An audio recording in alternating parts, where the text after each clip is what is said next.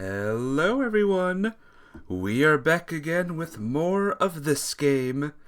Today, maybe we'll beat another route, maybe. We'll see what happens. We're on Makoto's route right now, and we'll see if we can save her from being, not alive. But I'm not doing so good. I mean, did I fall asleep? I don't know. But yeah, hope everyone's doing well. Let's have another good stream. Still, when I came to, I opened my eyes and look at Makoto's sleeping face. Makoto is still fast asleep. I put my hand on her forehead. Her fever seems to have subsided considerably. Alright, mission success, we did it. If she keeps sleeping like this, she's bound to get better. When I stand up, it's evident that I didn't get enough sleep. My legs supporting my weight feel unsteady, like it isn't even my own body. Alright, headphones still work. I grab a change of clothes in my bag and quietly leave the room. Good morning! I head over to the dining table and give Akiko a morning greeting. Good morning, Yuichi. Didn't you sleep? She asks as soon as she sees my face. Do I really look that bad? Akiko was telling me that my terrible look from last night is still there. I think I may have slept a little. Don't push yourself too hard, okay? I wonder if she's implying that I should stay home from school today. I'll be fine. I refuse. Did the fever go down? Akiko changes the subject to Makoto's health. She still has a bit of a fever, so could you please contact the daycare center? Well, when I say that, Akiko responds with an uncharacteristically confused expression, and she swallows her words audibly. Akiko? Akiko finally shows the same bright expression as usual. Okay then, I'll contact them. Is something wrong? No, nothing. I pull out the chair and sit down. A steaming miso soup is placed in front of me. Makoto isn't helping out at the daycare center anymore. I could tell from Akiko's reaction this morning. She wasn't a good fit for that job in the first place. Just imagining Makoto working there is enough to make me cringe. Not talking to anyone and keeping to herself. Unable to do anything, just getting in the way. Probably continued on for a while because Akiko's friend came to her defense. At some point, Makoto might have just been pretending to leave the house, then waiting in front of the school gate just in time for me to leave school. In any case, there's no need to pursue it now. For the sake of Makoto and Akiko, who is always worrying about us, I'll feign ignorance of the truth. I hurry to school at a brisk pace, for no reason, passing by students from the same school.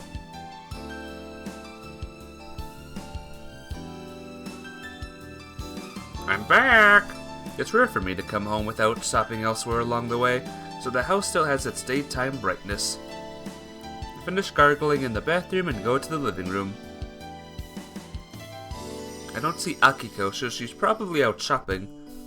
Tug. The hem of my uniform is suddenly pulled. When I turn around, I see Makoto standing there in her pajamas. Oh, you surprised me. Are you okay to be up and about? She stares at my face. She remains silent, as if thinking about something. Did your fever go down? I put my hand on her forehead. Yeah, seems to have gone down. But this is a crucial time for your recovery. You should continue resting. Go back to your room for now. I'll head there after I change. Makoto just stands there, still holding the hem of my uniform. Come on, let's get going already. I have no choice but to go first with Makoto, following closely behind. Okay, go inside. I'll be there soon. I speak after stopping in front of Makoto's room. But Makoto just stays where she is. What? Do you want to watch me change clothes? No. Makoto suddenly looks down and cries. What is it? What does that mean? You're the one who'll be gone this time.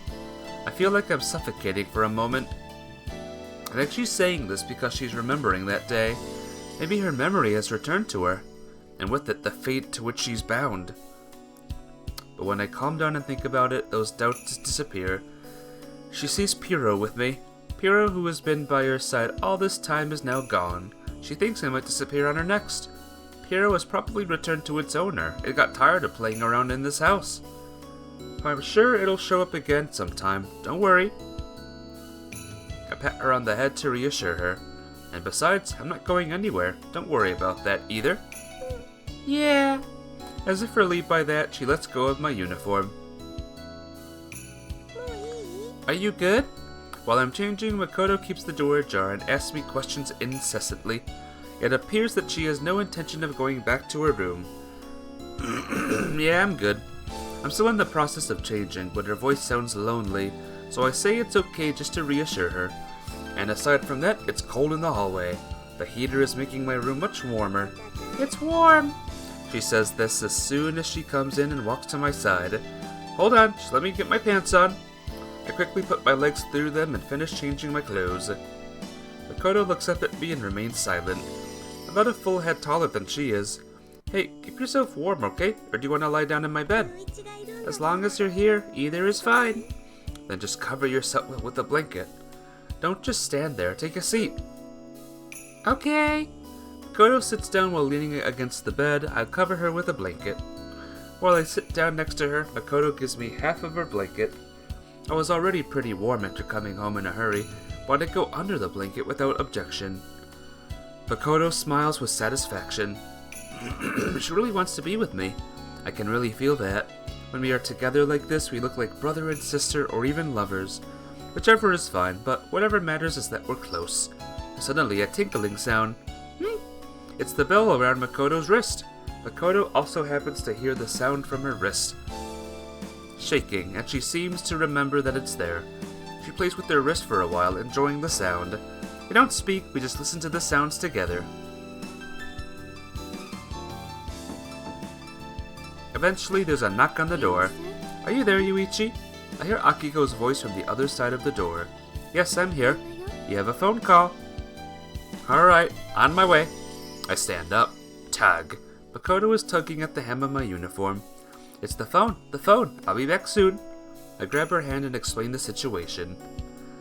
Makoto lets go without saying anything. Who is it? I asked Akiko, who was waiting in the hallway. Sorry, she was quiet, so I didn't catch her name. She seemed a bit anxious and not used to using the phone. So it's a girl? Yes, it is. I think I know who it is. And that person is... definitely Naiyuki. Yep. No, I think it's Amino. I pick up the phone and cancel the hold. Hello?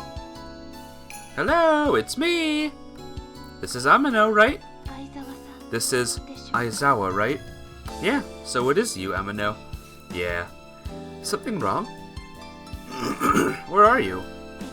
In front of the station. Okay, I'll head there soon. Just stay where you are. With that said, I hang up the phone. We both know it's better to talk in person. I go back to my room to tell Makoto that I'm going out. Wonder if she'll agree to it. It'd be trouble if she followed after me. Amino won't say a word if she's there. Those fears turn out to be unfounded, however. Perhaps tired from playing with the bell, Makoto leaned back on the bed and fell fast asleep. I pulled the blanket over her shoulders so as not to wake her. In the short time it takes for me to get there, I just pray that Amino won't reconsider. When I arrive at the station, I look around. Amino is in an easy-to-spot location, an entrance to a deserted alley with no one around. She's standing there alone. Hey. Hi. Yes? Amano notices me and replies a beat late. Why here? Do you live near here? No, I don't. Also, I reconsidered. I see. Okay. For a while, each of us remained silent, waiting to see what the other will do. How are things with that girl? Amino suddenly speaks. I feel saved by those words. The last time we met, Amino told me, don't involve me in this any further. That's why I didn't bring it up. I always wanted to talk to Amano about that, wanted to talk about it and better understand the current situation. I can't help but feel uneasy and anxious. So much has changed since I talked to you. Did something happen? Makoto, she's forgotten a lot of things, as if she's turning back into a child. She had a high fever, right? Yeah, she did. When power is lost, it generates heat. So you're saying it's a sign? A sign. No. I wouldn't say that. Normally it would have ended there. But because her feelings are strong, she's still here in an imperfect way. Started a long time ago already. I've noticed the problems Makoto has had on a day-to-day basis in her life. They're the real sign. It's the same with not being able to read the words in a book and not being able to hold chopsticks correctly. Maybe that's why she falls so often. And this time, with the fever and all, the symptoms progress rapidly. But at the last minute, Makoto held on. That means Makoto's feelings were in a state where they could have been crushed at any time. Please keep in mind that if it happens a second time, there won't be a third. Does Makoto really want to be with me that badly, to the point of becoming childlike? So what's going to happen to her? She'll disappear. Disappear like she never existed at all. I close my eyes and nod my head downwards, not knowing what to say. Amano just remains silent, waiting for me to say something. That's how it looks, at least. If she didn't want to continue talking, she could have easily left at any time. As she has before, this girl has always seemed like the kind of person. Anything is fine, just talk to me. It's a trivial folk tale from long ago. I don't mind, let me hear it. Have you heard of Lookout Hill? I can't see it from here because of the building in the way, but it should be in the direction I'm looking. It's the hill that has felt like home to Makoto for a long time. I only now remember that to be another name for it. Yeah. It's said that a mysterious beast calls that hill home. It has been called a fox spirit since ancient times, and its appearance is similar to that of a regular fox. It's said that foxes that grow especially old become spirits like this. Every village where it appears is struck by disaster. Since it was first sighted, it has been despised as a symbol of disaster, even up to the present. Mano breathes slightly. But that's it. It's nothing but a common folktale. Are you saying that's what she is? Aizawa, that girl came to you as a symbol of a misfortune to befall you. Try to remember when we first met. It's true that she's hated me from the start. She's really a fox spirit who has just come to bring misfortune upon me? Did I really do something to deserve this? Next thing I know, Amano's face is downcast, and her shoulders are trembling. Aizawa, you're about to suffer a horrible fate. A somber voice. Amano, you've experienced this before, haven't you? Those words come out of my mouth with a certain premonition. They aren't the abominable things from the old folk tales. Yeah, well, that's easy enough to understand. They're actually really good kids, and that's why it's so painful and sad. I now know that this is the reason why Amano stubbornly refuses to get to know Makoto. Amano had already been in this situation before. She's experienced a painful separation that she's desperate not to repeat. Amano's trembling shoulders communicate that all too well. She never wants to experience that sadness again. Sorry to hear it. Amano is crying without shedding any tears, and I'm about to follow in her footsteps. I'm about to suffer the same fate. Aizawa. Amano's voice is hoarse. That's why I ended up like this. Please be strong, Aizawa. Like this? Does she mean how she currently doesn't have any friends? Because we've only known each other for a short time? I have no way of knowing how she has changed after her loss. But Amano apparently changes after what she went through. I take a deep breath. Yeah. You give a powerful reply that seemed to be a rebuke to us, while also expressing my gratitude. After talking with Amano, my anxious heart calms down a bit. Doesn't matter to me if our separation is unavoidable. I'll continue to be there for Makoto. That's all I can do, and if that's what Makoto wants, I'll be just as satisfied as she is. After all, that's the only reason she's here. She just wants to be here with me until the end. That's what I think, at least. When I get home, I make sure that Makoto is still asleep and then gather with Akiko and Nayuki in the living room. Then I tell them everything. From anyone's point of view, Makoto's condition is serious, and realistically it would be impossible for them to just stand by and watch. Okay. But unfortunately, I have no choice but to watch it from the sidelines. That's because there's no prescription for the symptoms Makoto is experiencing. We cannot afford to waste precious time by wasting our efforts. Just watch over her, that's all I ask. Even after they hear my story, they don't look like they understand. That girl used to be a fox? Even I can't believe it when I hear it explained out loud like that. It feels so unrealistic. But it's true. I remain silent and nod. She's human. She uses human words and walks on two human legs. Can't you see that she's having difficulty doing that? She has problems in ways that are inhuman. Shouldn't she just see a doctor for all that? Please don't do that. We'll run out of the little time we have together. Akiko, who had been silent up until then, stands up. What is it, Mom? Is Makoto in her room? Akiko ignores Naoki and asks me. She's in my room. She's sleeping soundly. I see. I don't know if my answer satisfied her. It's rare for her to be this expressionless. He responds with one word and leaves the room. Naoki and I follow after her. Akiko kneels down next to Makoto, who is sleeping while leaning up against my bed, and puts her hand on her cheek. Huh. So this is the fox from back then. Akiko apparently knew about it.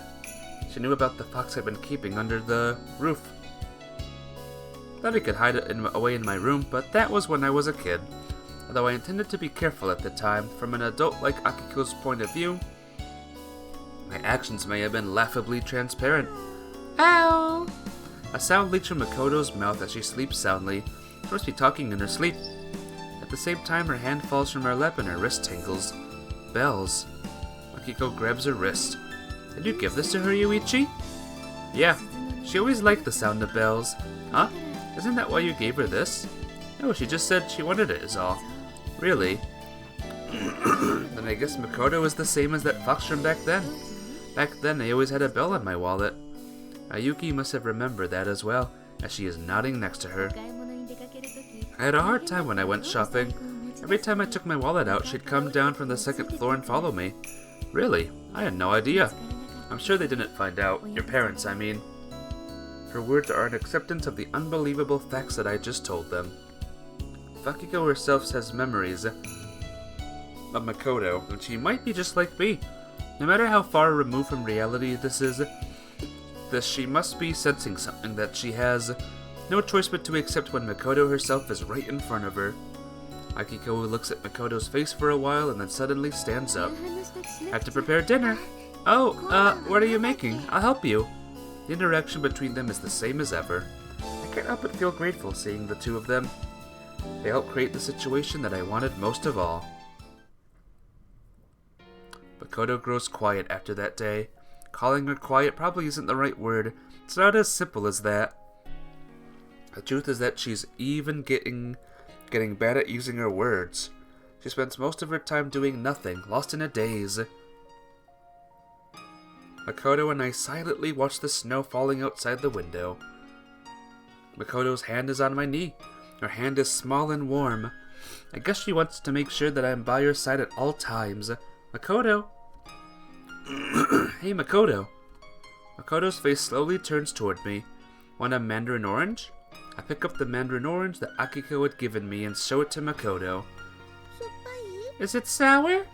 Not sure. Have to try it first. Suppose I can take the first bite. I insert my thumb into the hollow of the orange and apply force, opening it up. I split the other half into two, then peel off one segment and put it in my mouth. Is it sour? No, it's sweet. Very delicious. Then I want some. I place one segment on Makoto's palm. Eat time! How you doing? What is this? This is Kanon. A game called Kanon, or a visual novel. And it's really good, by the way. But how are you? How's life treating ya?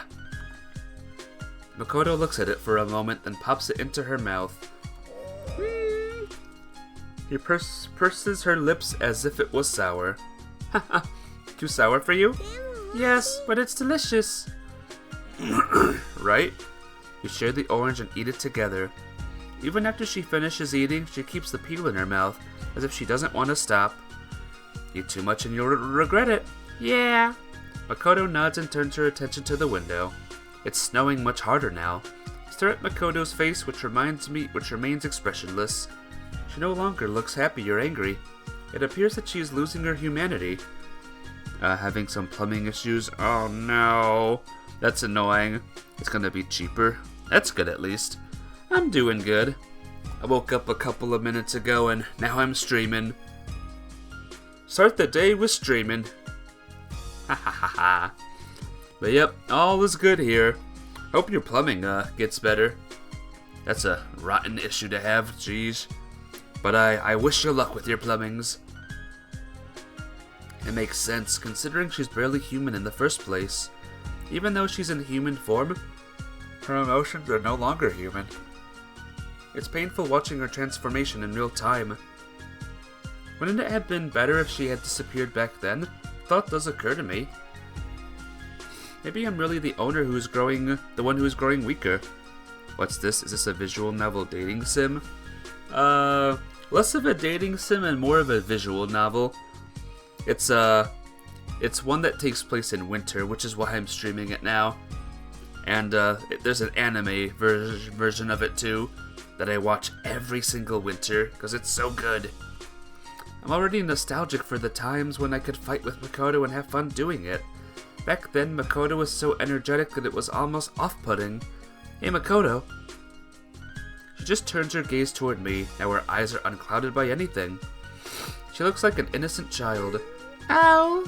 Makoto takes out an unswallowable orange peel from her mouth and returns it to my hand. After dinner, I'm lying face down on my bed. Eating is extremely tiring. However, everyone now understands the situation, and the atmosphere is no longer as heavy as before. And it's the only time we can all be together. Even if I cause them trouble, I want us to be there for her. Hey, Yuichi? When I look up, Makoto, who should have returned to her room by now, opens the door and pokes her face in. What's the matter, Makoto? I get out of bed, hiding how fatigued I am. Read me a book. A book? You mean a comic?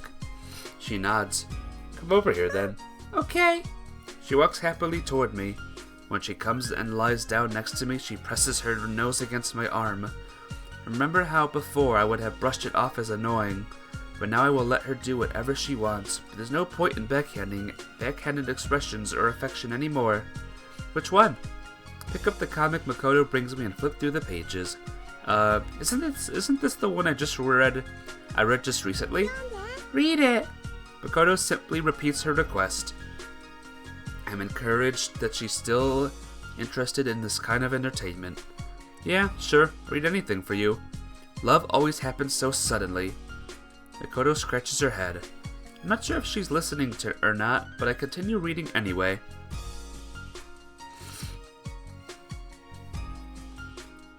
Okay, I promise to come for you. And when I do, we can be together. We can get married. I want that. Huh? Makoto suddenly raises her voice. What did you say? I want to get married.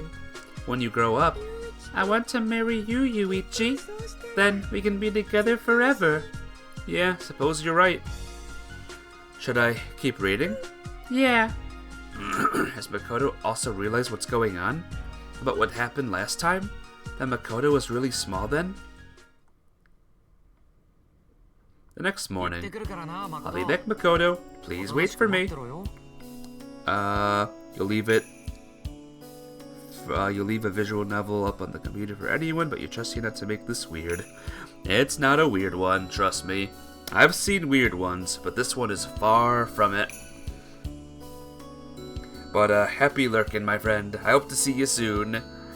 Having said that, I attempt to leave, but the sight of Makoto seeing me off at the door makes me feel uneasy. Makoto is unable to respond to my words. What's wrong, Makoto? What do you say when you see someone off? Oh! My urging tone only seems to come across as a criticism to Makoto. I'll be back, Makoto. Try to say it kindly, but I really don't feel comfortable leaving the house. Oh, Yuichi, are you still here? Akiko seems to hear us and appears from the kitchen door in the back. She comes over, wiping her hands on her apron. Don't worry, I'll take care of Makoto. Is that right? Sorry about that. I know that you're busy. I bow deeply. At that, Akiko shakes her head reassuringly. I want to do this. It's fun playing with Makoto. Right, Makoto? Would you like to play with Mommy today? Okay. As long last, Makoto nods vigorously in reply, and somehow manages to send me off as I head to school.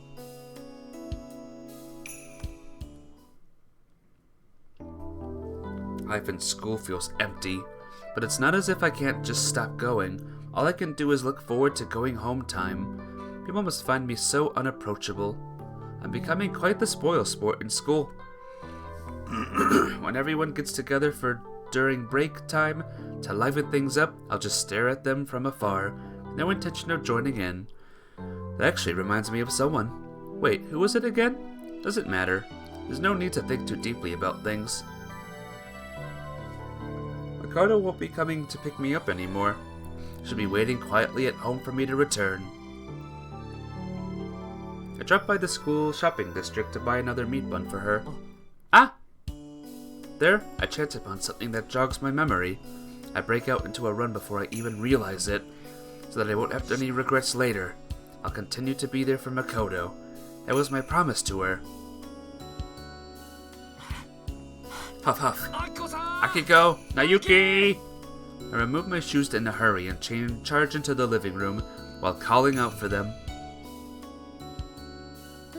What's the matter? Conveniently, they just happen to be having tea together there. The two of them look to turn at me at the same time, surprised by my urgency. Shall we head out? What? Where to? The shopping district. It'd be nice if we could occasionally eat out together too. Anything that lightens my load is a good idea. Akiko seems to have read my intention. Mom's cooking beats any dish at a restaurant can serve, but I guess eating out is fine too, once in a while. Even Nayuki agrees, without putting up too much of a fight. And where's Makoto? Sleeping after wearing herself out playing. It seems like Akiko really played with Makoto the whole day. I smile at her in gratitude as she beams right back at me. Dashing upstairs, I knock on Makoto's room and shout for her. Hey Makoto, everyone's going out together now. No reply. Maybe she's in my room. I head back to my room. Need a change of clothes anyway. Makoto is fast asleep on my bed, just as I had thought. Hey Makoto! I put my hand on her cheek lightly. She opens her eyes slightly and looks at my face, then she reaches out to grab my clothes. As she does, a tinkling sound can be heard. Everyone's heading out together now. You're coming along too, right? Yeah!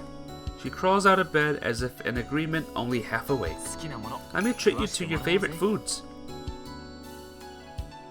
Akiko said eating out would lighten her load, but a quick glance at the kitchen tells me she was simply being considerate. After all, she'd already finished preparing for tonight's dinner. Knowing how she'll become even more mindful if I say anything about it, I keep my mouth shut and talk excitedly about the outing instead. I'm always giving her so much trouble. We end up having a lively dinner among scores of other families at the only family restaurant in town. Feels like it's the first time I'm seeing Makoto look so relaxed in a while. Doesn't smile anymore, but her happiness can be clearly felt. Ayuki's even taking the initiative to caring for her. I'm sure we look like a happy family to the people around us, and I'm content with that. Now then, as we're about to head home, I'll make a suggestion. Shall we do that together? Do what? The sight of a brightly lit arcade entrance greets them as they turn their heads to look in the direction I'm pointing. What's that? A photo booth. It prints out photos you take on stickers. Ayuki explains what the booth does in place of me. My, it does sound interesting. Akiko is surprisingly open to new ideas for her age, though I'm sure she'd be mad at me if I ever told her that. Alright everyone, let's go! You couldn't have had a better timing. The booth that's usually swamped with girls lined up for photos is now empty. We enter between the split curtains and arrange ourselves in front of the display panel. This booth is cramped. Yikes, Mom, stop shoving! I'm about to get pushed out! Hey, you're blocking me. As we're pushing each other around for the best spot, notice that Makoto isn't with us. Makoto, where are you? Turning around, I see her standing a distance away, staring dazedly at us. Right. Makoto was always like this, just standing outside and looking in on the others having fun. After the lively commotion vanishes, she then projects herself into the situation all alone, as she cherishes the lonely photo even when it depicts mere illusion. There's no need to keep those photos anymore. What do you think you're doing? You don't have to just look in anymore, see? You have friends to take pictures with now. Everyone's waiting for you, you know? Come on, Makoto! Let's take a photo together! Yuki calls for Makoto's name as well. In the center, Makoto, I'll be a side character. Akiko smiles at Makoto as she says that. Everyone's calling for Makoto, and in response, wah! Her face lightens up in happiness as she slowly makes her way over. A tear up at the sight. Come on, to the center with you. I can't believe how happy she seems, even though she's lost most of her emotions. This is her dream. It's what she's always longed for, a warmth born from human connections. All she wanted was to feel that warmth from a comfortable place within it. Such a humble thing to yearn so strongly for. Hey, you can add a text to the photo. Yuki squints at the instructions on the screen with the accompanying pen in hand. Just put whatever, anything is fine. I snatch the pen from her and start writing on the screen. Are you ready? Yep. Okay, let's take the picture. Sure. Ready, Makoto? Yeah! Yuki presses the button in front of to take the picture. At night, we light fireworks. It's Akiko's idea. She remembers Makoto mentioning that she wanted to do that someday, though if I recall, it was something she made up spontaneously to avoid getting scolded. Not that it mattered anymore. I'll do anything that allows the four of us to spend time together. Winter fireworks seem sad for some reason, like a banquet of the doomed. Koto runs around the small yard with all sorts of different fireworks. She seems happy. Her angelic profile baking in the light of the fireworks may disappear one day as well. The fireworks run out eventually, leaving a lonely-looking Makoto standing in the yard. It's really cold. You should head back inside. I'll make a hot drink for you. Akiko puts a hand on Makoto's shoulder, but Makoto keeps waiting for the next fireworks to be handed to her. The loneliness after a festival, when that sense of euphoria fades away as time passes because the next offer of fun never comes. Before sleeping, Makoto and I fold paper airplanes together. I suggest it because I remember Makoto inviting me for the activity before. Hey, Mafia! How you doing today? Mafia, we're closing in on the ending of one of the stories, I think. The one where Makoto's having a rough time at the moment. But how you doing? What's up? I let her play to her heart's content today. We have no folding paper, so I cut out 2 square pieces of paper from a notebook. Doing homework? Oh no, homework. I wish you luck, Mafia. You can do it. I believe. This one's yours, Makoto. Place one of the pieces in front of her. First of all, fold the paper in half. And fold mine in demonstration. Makoto tries to do the same by mimicking her hand movements. You like the word euphoria? You've been lurking. It's such a nice word. Something about it is nice. How you doing today, Minim, by the way? It's good to see ya. Oh, boo, gotta go. No! I'll see you soon, my friend. Whip! Ow!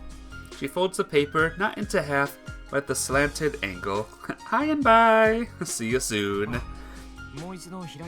Here, open it back up again. Ow! Now fold it in half. I show her how to do it again. Whip! It's slanted again. Is this game too much for her to handle? Here, open it back up again. Ow! Carefully now. I'll hold this part down for you. What's making Makoto behave this way? Is she okay? No. It's a long story.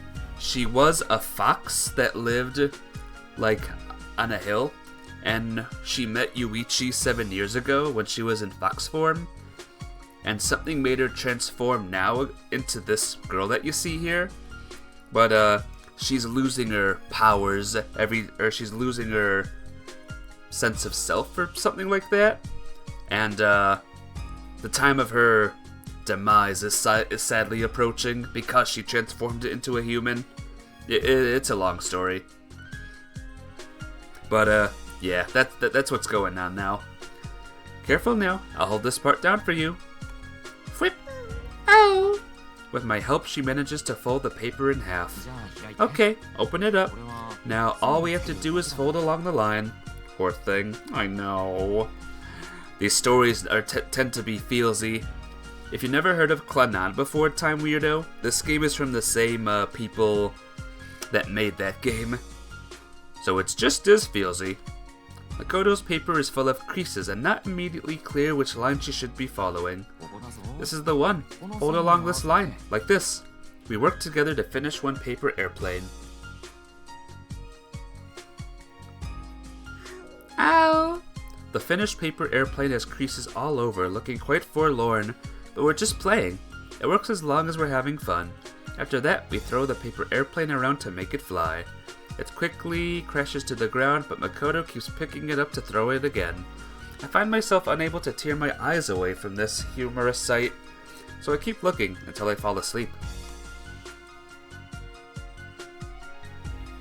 I'm always afraid to wake up, because what if Makoto's no longer with me? But this morning, she's still here. I'm already up, but Makoto's light, even breathing tells me she's still sound asleep. Lately, I look away for a moment and she'll fall right asleep even if it's daytime.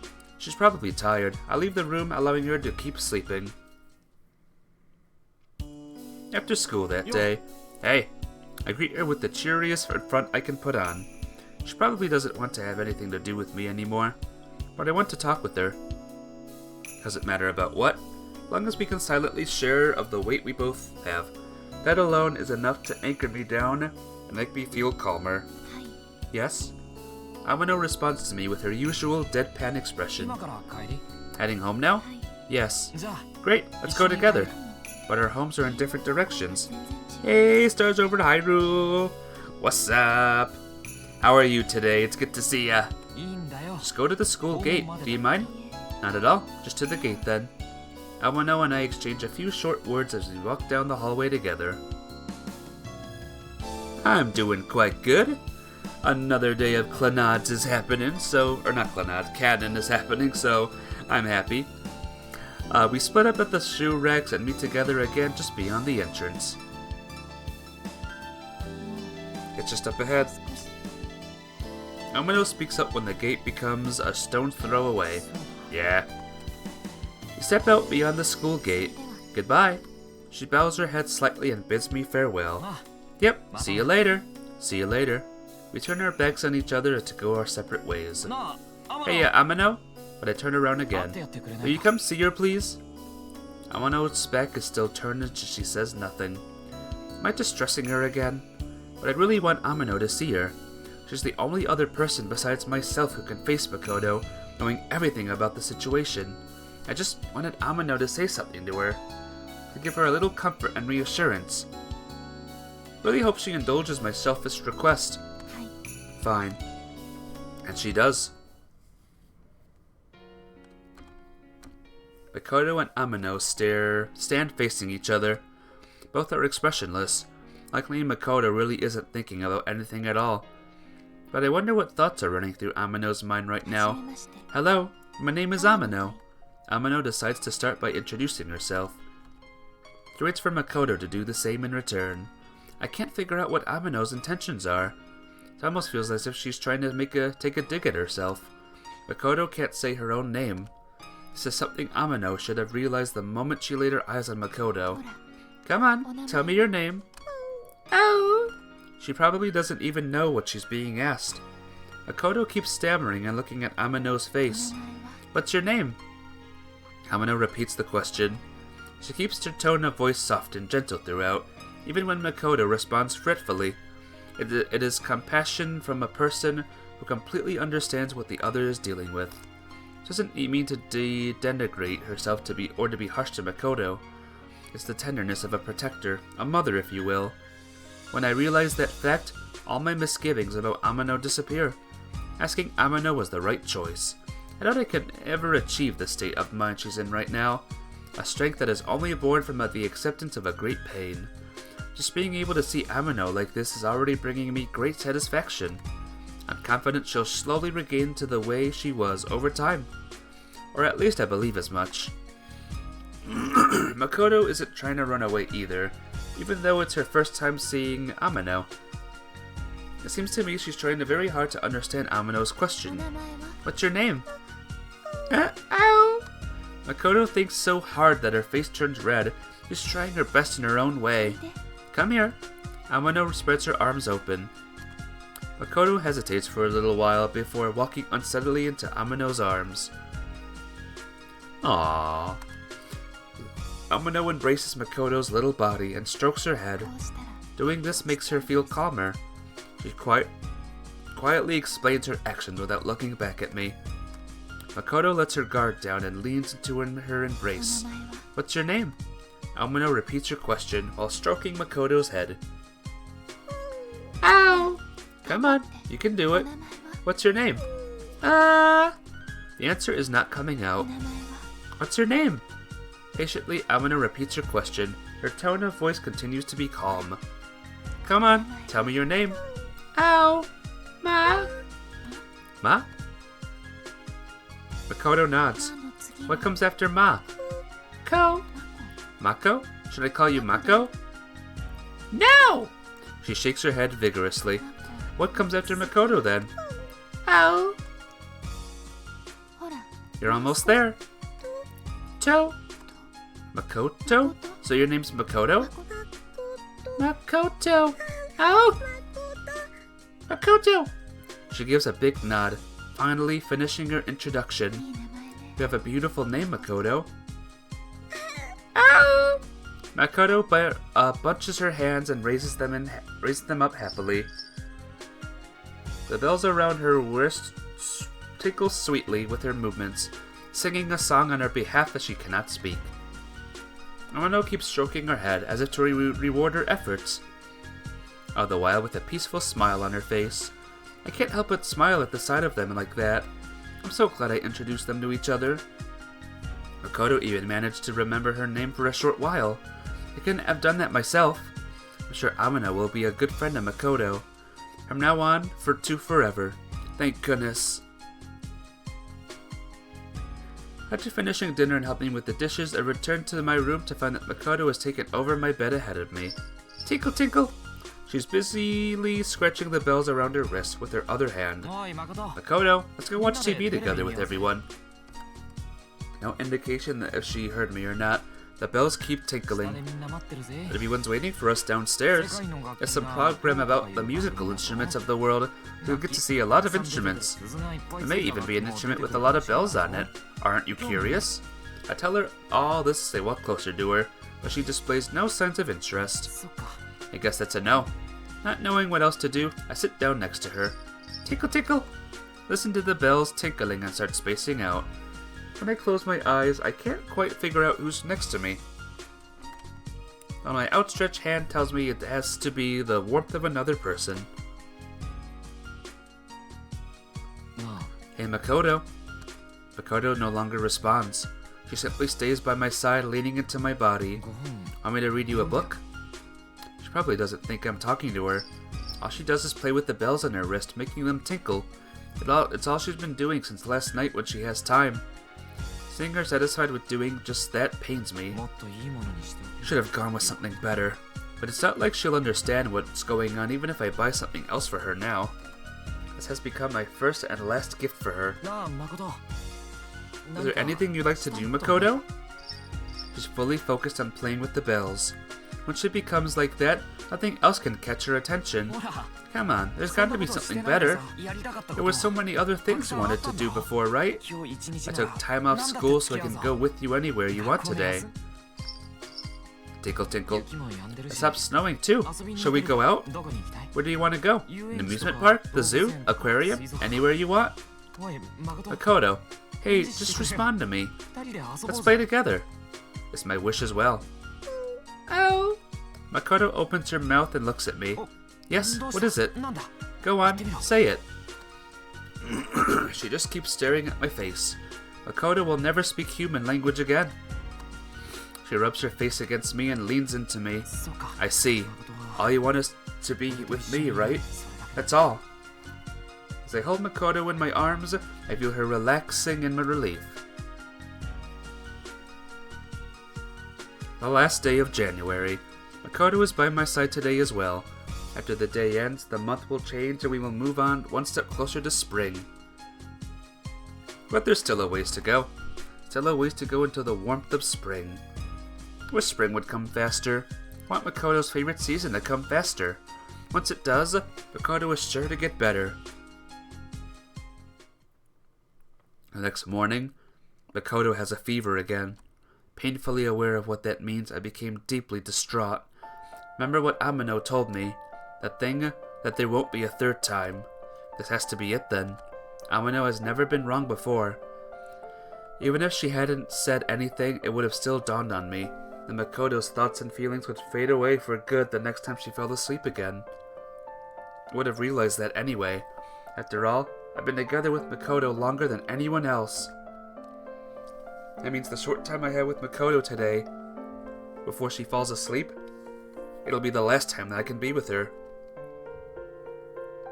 Oh, look, she's right there. Ah. Makoto is lying on my bed. She opens her eyes slightly and looks in my direction. She may just fall asleep at any time. Are you okay, Makoto? She keeps staring at my face. Anything I can do for you?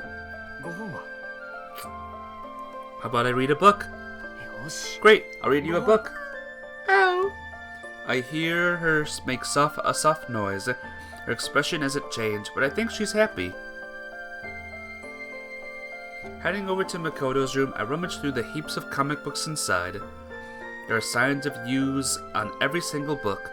Considering how she is now, however, I decide the best thing I can do is to read her favorite book to her repeatedly. She may not understand the words themselves, but they may help her to remember the general mood. I pick one of her favorite ones and return to my room with it. Oi, Makoto! Hey, Makoto! Makoto? Makoto? She opens her eyes and looks at me. Don't fall asleep while I'm about to read you a story. I hunker down next to the bed and open the book beside her pillow so that she can see it as well. This was your favorite book. Alright, here goes. Love always happens so suddenly. I start reading aloud like I had before so many times in the past. Okay, I promise to come for you. And when I do, we can be together. We can get married. I want to marry you. Then, we can be together forever. That was the last wish Makoto expressed in human words. Will you marry me, Makoto? I stop reading the book and ask. Ow! She turns at me, looks at me with sleepy eyes. Will you, Makoto? I hold out a finger with Makoto, which Makoto grasps with her tiny left hand. I see. That's great. I take that as her response. Now let's head out, so that we can be together forever. When I stand up, Makoto's face clouds over slightly with unease. It'll be alright. I'll hold your hand.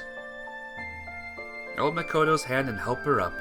This is going to be rough on Makoto, and she's so sick, but I'll know I'll regret it forever if I don't do it now. It all ends the same way, whether she falls asleep here or not. Why not make one more of her wishes come true then? I get Makoto to change outfits.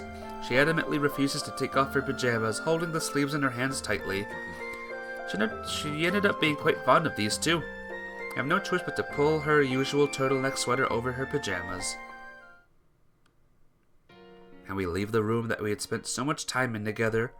As we go down the stairs together, support Makoto's weight so that she doesn't stumble and fall. You often fall here, don't you? Oh. Makoto may never return to this house again. Just have this hunch. Oh, are you heading out? You bump into Akiko holding an armful of laundry along the hallway. Yes, with Makoto. Did you skip school, you little delinquent? Guilty as charged. I scratch my head sheepishly. Akiko laughs and says she was only joking. Akiko has always been so understanding. I'm sure she'll never stop being this way. I'll whip up a delicious dinner for when you come back. She puts her hand on Makoto's head when she says this. Makoto stares long and hard at her face. Her mouth moves slightly. No sound comes out, and I can't tell what she was trying to say. Maybe Akiko was able to read her lips since she's looking at her from the front. She chokes up and quickly turns her head away. Have a good trip! Manages to mutter from beneath her covered mouth. See you later. I take Makoto's hand and we leave the house together. Amano is standing there. Since I've already made up my mind, I don't have to rely on her anymore. Besides, she's probably not here for me anyway. You skip school too? We're so going to fail. I make a light-hearted joke. Rather that than fail as a human being for missing this opportunity, right? Makes sense. Amano says great stuff sometimes. We're heading it to the hill. That's good. It's the place where she was born after all. But I have to drop off by the school first. There's someone else I'd like her to meet once over there. Right. Will you come with us? I was going to go back to school after this anyway. Thanks. And we're friends after all. She gazes tenderly at Makoto as she says that. Yes, of course. How could I have forgotten? We start walking with Amano. Why did I even come here if you were already going to school? Drop by the school anyway. You said it. Amano's self-depreciating joke lightens the mood a little. It's not the kind of joke that makes you laugh out loud, but it's perfect for us right now. Think thick clouds above, chilly air that seemingly freezes even in time. A cold and unamusing joke that is just the thing we need to catch our breaths in this weather, that blurs the line between happiness and sadness. Where laughing leads to melancholy and crying seems downright laughable. Makoto's face is calm despite her fever. Of course, there's no reason for her to look dejected with her friend around. This is where we part. Amano says goodbye to us as we reach the courtyard. Can you go get the person I mentioned just now for us? Okay, that's what we're here for after all. Makoto. Amano sits in front of Makoto and puts her hand on her head. Come visit again someday, alright? Ow! She takes her hand away. Farewell. After saying that, Amano vanishes into the entrance without a single look behind. Exactly the sort of parting I expect from her. Huh? What's going on? After a while, Ayuki shows up surprised at the sight of us. Amano calls her for us. Give me a second, guys.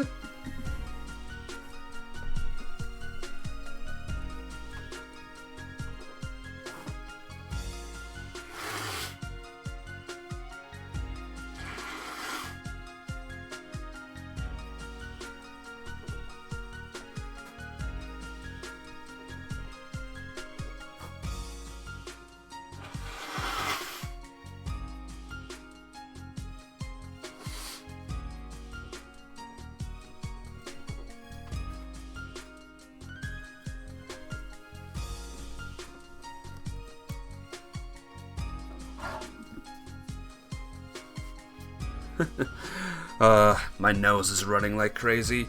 It's freaking cold right now. You might need to grab a tissue in a little bit too. The visual novel's cutting up onions. That's not why I was grabbing one. It's cause my nose is running like crazy right now. Cause it's so freaking cold here. But yeah, this is a feelsy visual novel. It's so feelsy. And you thought it was some weird thing, right, Time Weirdo? Little did you know, I don't play those kinds of visual novels. I play the good ones. Ha ha ha ha ha. Nothing. We're here to visit and play. So you're skipping school? The nerve of you. I mean, we're here to thank you. I correct myself. Thank me? For what? Makoto tugs at the hem of my shirt, as if to say that it doesn't matter. Never mind, we're just visiting for fun. I recorrect myself. Whatever you say, I don't have much time left in my break. What would you like to do? Naoki asks Makoto. Lunch break is indeed about to be over in 10 minutes. Makoto and Naoki start playing in the snow together. I watch them from a distance, seated on a stone step. I think they're making a snowman. Hope it turns out well. Both of them are rather clumsy after all. Bye, you two! The bell rings and we have to go our separate ways. Makoto is holding the snowman they made together close. Thanks for spending time with us. I express appreciation on behalf of Makoto. Just had to thank her in the end. You're welcome! Naoki nods and returns to the school building with a smile on her face. Makoto keeps staring in the direction she disappeared in. Shall we go? I prompt her to leave. Our business here is done. This is my third time here this year. The path where Makoto would always trip and fall after getting her feet caught by wet leaves. Come on, watch your step carefully as you walk. Makoto takes every step with great care. She still slips, but doesn't fall as I'm holding her shoulder firmly. She'll never fall again with me by her side. It's pretty cold. One side of the hill is enveloped in mist. Our white breath seems to blend into the atmosphere. Makoto and I enjoy the breeze quietly for a while. Feeling each other's presence through the warmth of our hands, the world changes as we look up into the sky and man-made structures disappear from our sights, leaving us in a world where only we have each other to trust. Ow! I hear her voice and feel a tug on my coat. What's the matter? When I return to my gaze to reality, I see Makoto staring at what I'm holding. Right, sorry. It's a bag of meat buns. Makoto would have been so focused on eating the meat buns while walking that she would have been in danger to herself, so I held on to them. Eat as much as you like. I prop one in her open mouth. Makoto puts down the snowman she had been carrying carefully and starts munching away with gusto. I bought so many buns that there's no way she can finish them all. Reach out to take one for myself. When there are a few cooled meat buns left, we throw ourselves down on the ground. The sun is low in the sky and it covers the land and us in a reddish sheen. I turn to look at Makoto beside me. Her eyes are glazed over and she looks sleepily. Shall we begin? Makoto, are you awake? Take this. Take that. I poke her finger at Makoto's cheek that she has laid on my chest. She finally noticed it and looks at my face. Let's begin. Whispered to Makoto while looking straight at her. This is our wedding ceremony. There's just no way I could afford a full wedding dress. The only thing I can give Makoto is the wedding veil.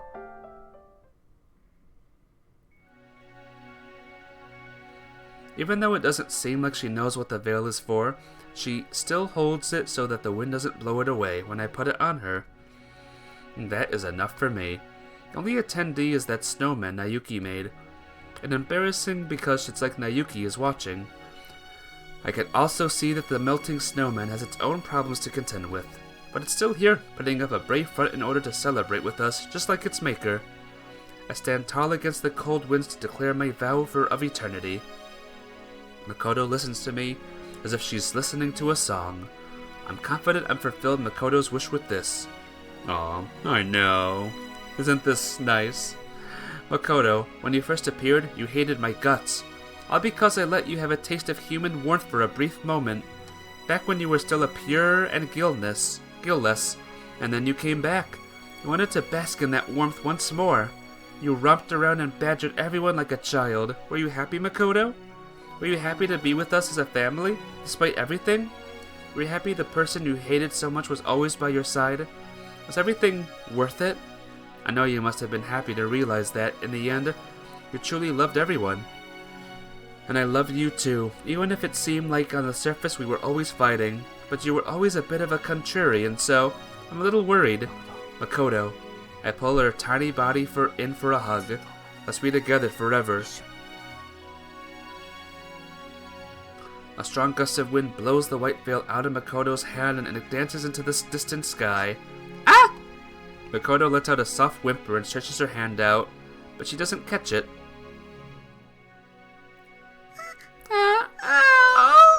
So she starts to cry. Tears roll down her cheeks and she sobs like a little child. Oh dear, don't cry, Makoto. The veil isn't important at all. Today is our wedding day. We should be celebrating. We're a true family from now on. Ow! Ugu! Her tears kept falling rapidly. Oh, what am I going to do with you? Come here, let me give you some head pats. Ow! Ugu! We sit on the ground and I embrace her from behind. Let's play with this, Makoto. In an attempt to humor this inconsolable Makoto, I flick the round bells around my wrist. See? They're tinkling. Tinkle, tinkle. The bells tinkle pleasantly. Ow! Makoto looks down at the bells. Her cheeks stop trembling. Go on, make the bells tinkle. You love playing with them. You love playing with them like that, didn't you? Ow! Makoto curls her hand up like a cat and starts scratching the bells. Tinkle, tinkle. Ow! Once she gets the bells to tinkle, she keeps scratching them to keep the sound going. Tinkle, tinkle, tinkle, tinkle. Makoto becomes engrossed in the activity. Tinkle, tinkle, tinkle, tinkle. Tinkle, tinkle, tinkle, tinkle. Tinkle, tinkle. The sound becomes like a lullaby to Makoto as she slowly starts closing her eyes. Makoto! Tinkle, tinkle. The interval between each tinkle slowly grows longer. Hey, Makoto! Ow! She makes a sound in response and opens her eyes again. Then she goes back into scratching the bells with all her might. Tinkle, tinkle, tinkle, tinkle. Tinkle, tinkle, tinkle, tinkle. Tinkle, tinkle, tinkle, tinkle. Yeah. I get it. The tinkling sound stops. Makoto! Don't fall asleep, Makoto! I press her cheek with a finger and twist it around. Ow! Come on, play with the bells. I shake her wrist for her. It's fun, Makoto. In imitation of me, Makoto lifts up her hand and weakly taps the bells with a finger. Tinkle! Great! Now it's my turn. I'll flick the bells with my finger as well. The bells tinkle pleasantly. Let's play this game forever. Shall we, Makoto? And now it's your turn. Makoto? It's your turn. Can you hear me?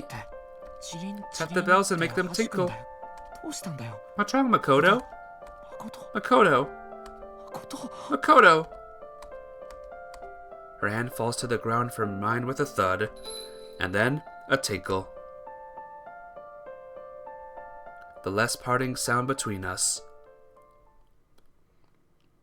I know. I told you this game was feelsy.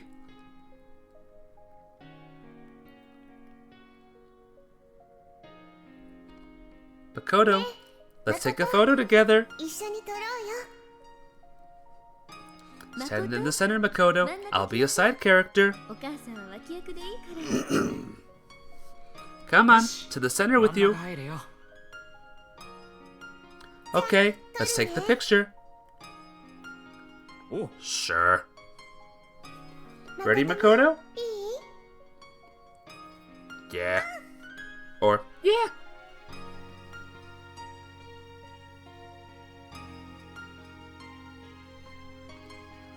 Aww. The main guy barely got in the photo. Isn't that cute?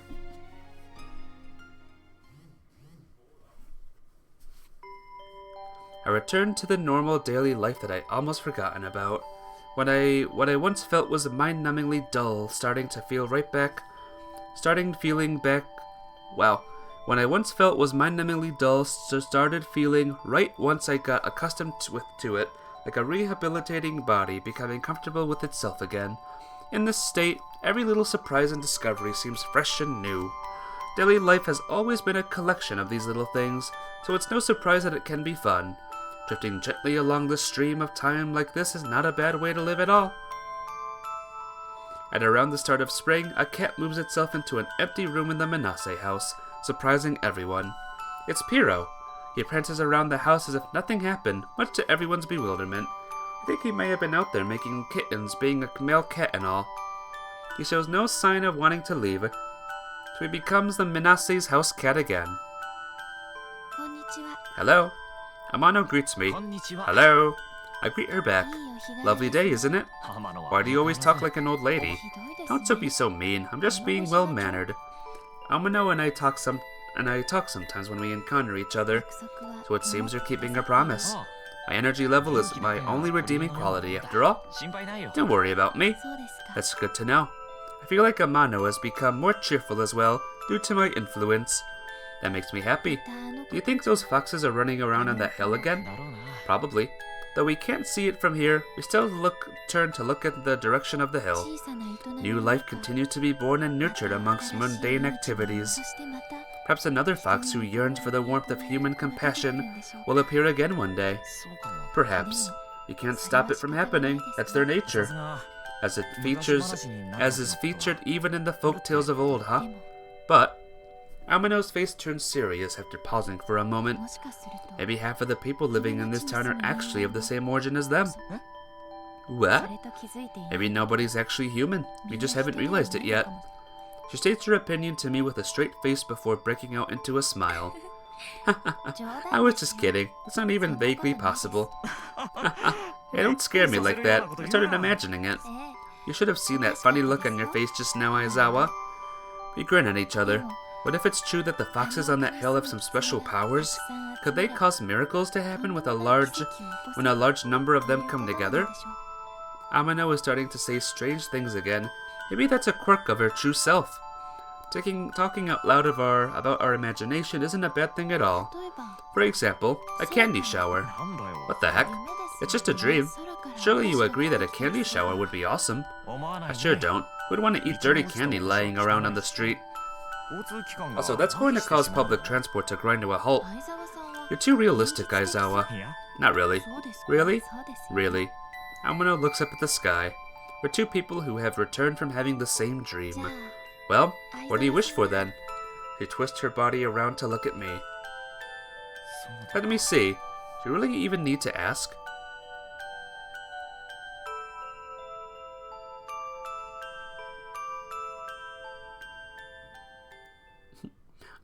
Ah.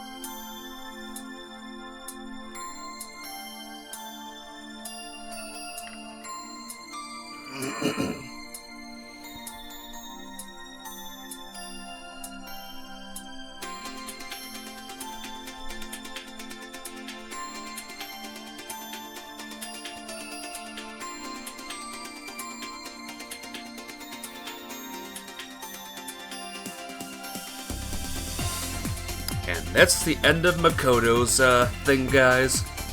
How'd you like that one? Wasn't it feelsy as heck? 2 stories down, 3 more to go. Yep. I told you guys, I told you this was feelsy. Ha ha ha ha.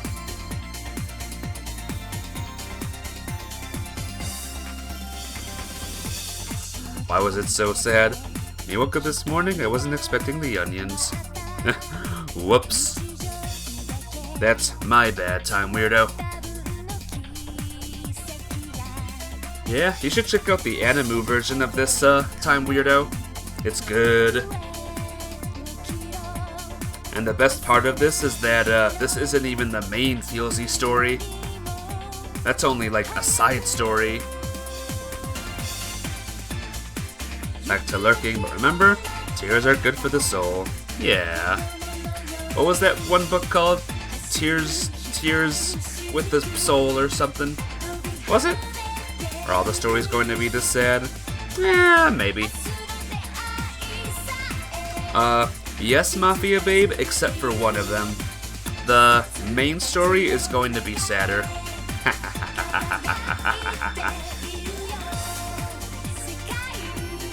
But yeah, maybe you all can see a little bit why I like this anime so much.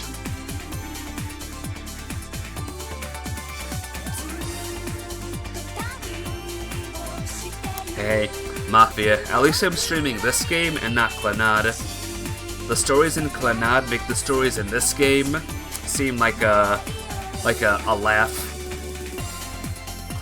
Clannad is like the ultimate feelsy visual novel. This is like the warm-up.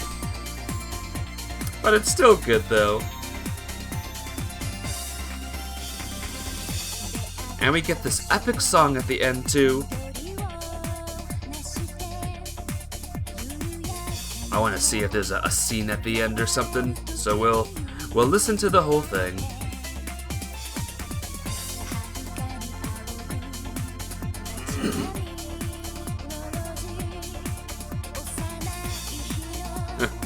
The emote there is kind of moving with the beat of the song. Wow.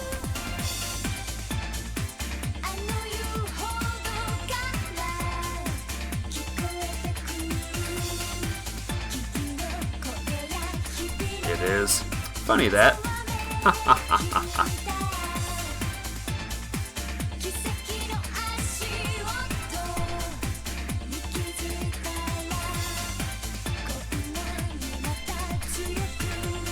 Good stuff, though. Good stuff. And to think, you two haven't even seen like Makoto's full story yet. You came near the end. Wonder how you guys would act if you saw the full story. When we like first met her, and she was angry and stuff.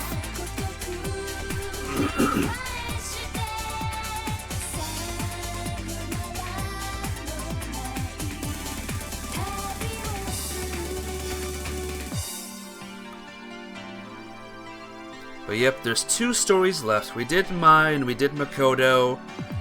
Shiori and Nayuki are left after this. And the final boss is gonna be Ayu. So, get ready for even more. Ha ha ha ha.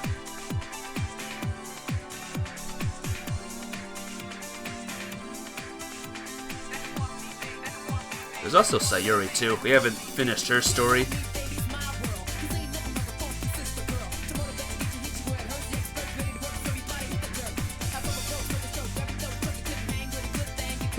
This rap bit is so strange in this song.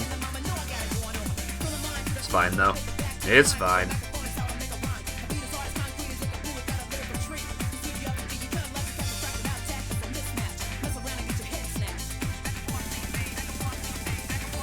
Special thanks.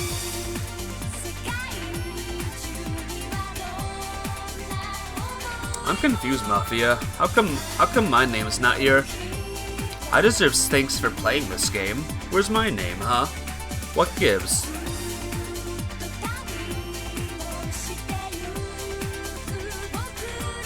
Unbelievable.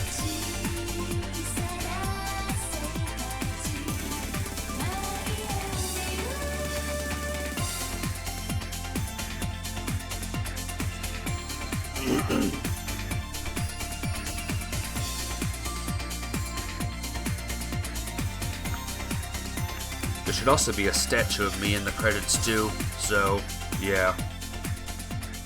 Crazy. Crazy that they wouldn't include that now. It's the least I deserve anyway. Ho ho ho ho ho ho.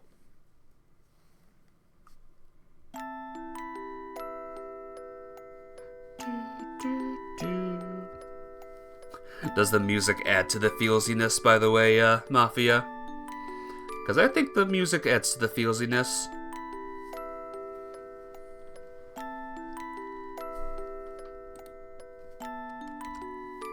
Yeah, a little bit. Oh, yeah. This company key is not distracted to the visual novel. Hello, Tima! Hello, Time Weirdo. Welcome to the stream. A couple, minutes late, but still, it's good to see ya. The reply is a couple of minutes late. You coming in is good. Alright. Moving on to the next story. Are you losing? I just won. I just won another one. I completed the Makoto scenario. Woo!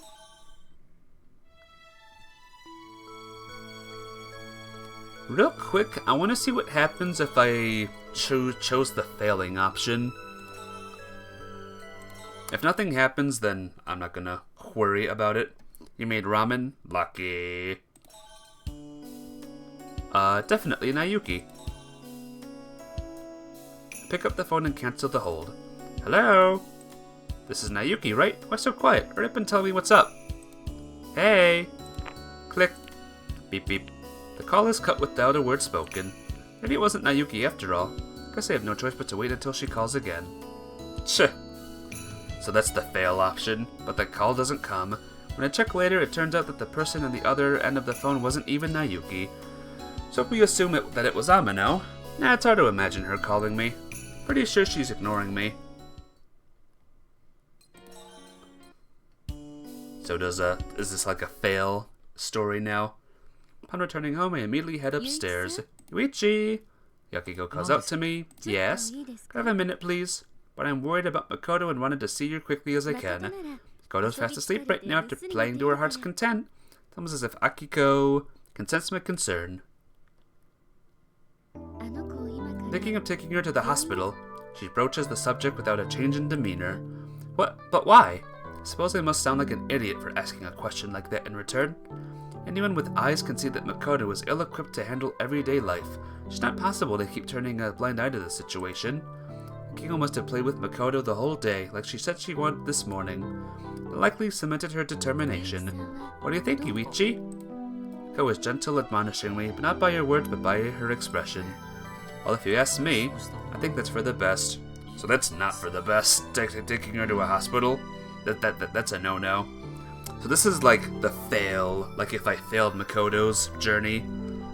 Akiko's not wrong. Just being selfish, wanting to be together with Makoto. That's what I should be doing if I truly love her. Makoto is in the hospital right now, going through so many checkups that she must be sick of them already. Just hope they find something, anything about why she lost her memories, or she could no longer hold her chopsticks. Yeah, I should have done this from the start. Should have done this right away, as if I'd truly been thinking of her. And then she'd have made a full recovery by the time we meet again. She'll be able to keep living in this house anymore, but she can always visit sometimes. I'm sure we've grown close enough for that during this period as short as it was. Makoto was hospitalized immediately after the visit. I cannot help but think that her condition must have taken a sudden turn for the worse overnight. I try to visit her, but Akiko stops me firmly, and turning me away at the door to the hospital room. I just can't understand why. I know I'm being full of myself, but I can't shake off this feeling that she's this way because I was separated from her, and that if I just stayed by her side, she would be doing much better. Stop these negative thoughts. What kind of a ramen did you make, Hellfire Skyrim? Anything tasty? Even the coldest winter has to end one day. Spring will be here before long, and Makoto will be well again by then. Let's hide meat buns all over her room when she recovers and comes back, Akiko. Shrimp! I love shrimp. Let's do that, she says to me. I can't wait for the day to come.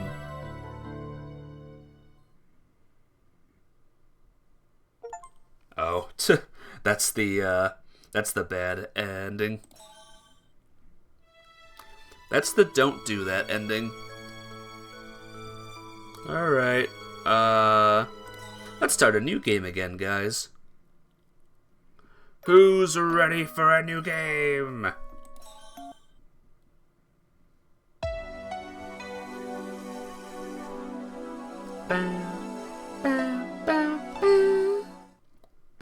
Okay. January 7th, the first day. I'm gonna try to get another certain person. I know, a dream.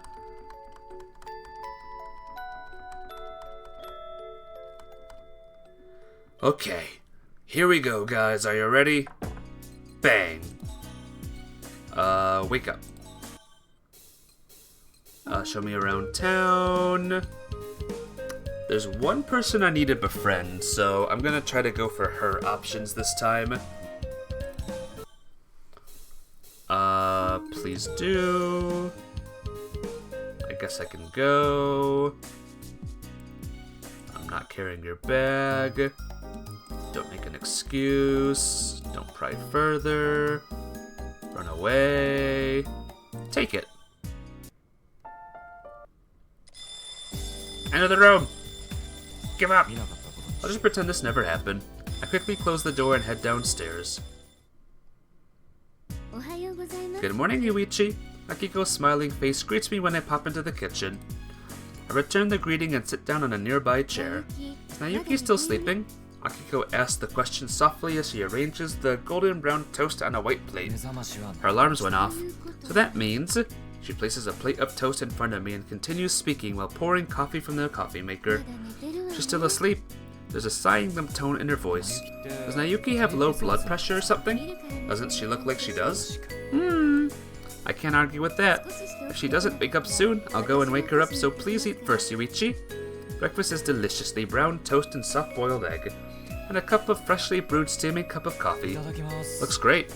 Akiko leaves the kitchen and I take a bite out of my toast. It guesses that she's going to wake Nayuki.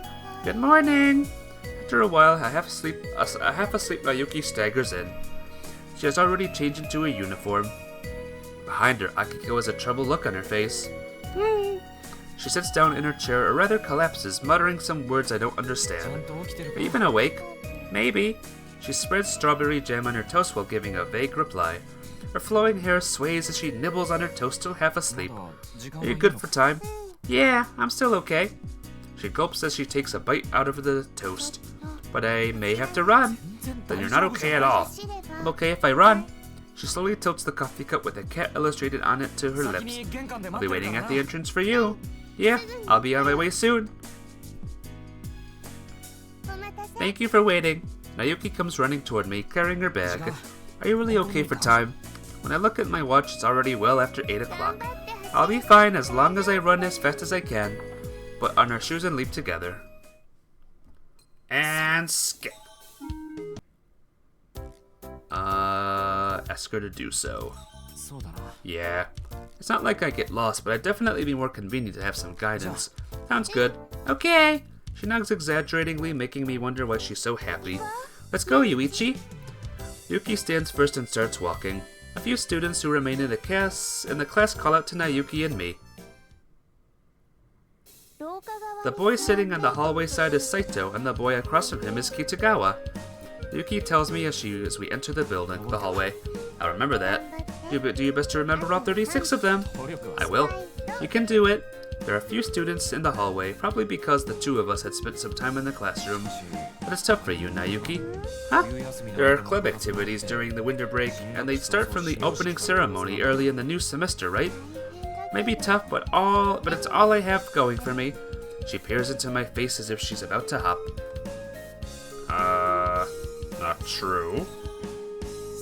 That's not true at all. You've got a lot going for you, don't you? Like what, for example? For example, you can sleep while standing up. That's a merit. It's a merit or a skill. I'm not thrilled to hear that, Yuichi. I can't blame her for that. Oh, that reminds me. Are you thinking of joining a club? A club? But I'm almost to my last year already. Yeah, I know, but it's fun. Sure it is. A club, huh?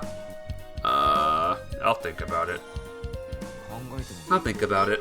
Okay, I'll introduce you to what's available. Fortunately, she seems thrilled by the prospect. Not to go out of your way for it. I wonder what club would be a good match for you, Yuichi? Not listening anymore. What about the cooking club? Not happening. It'd be very useful if you learn how to cook.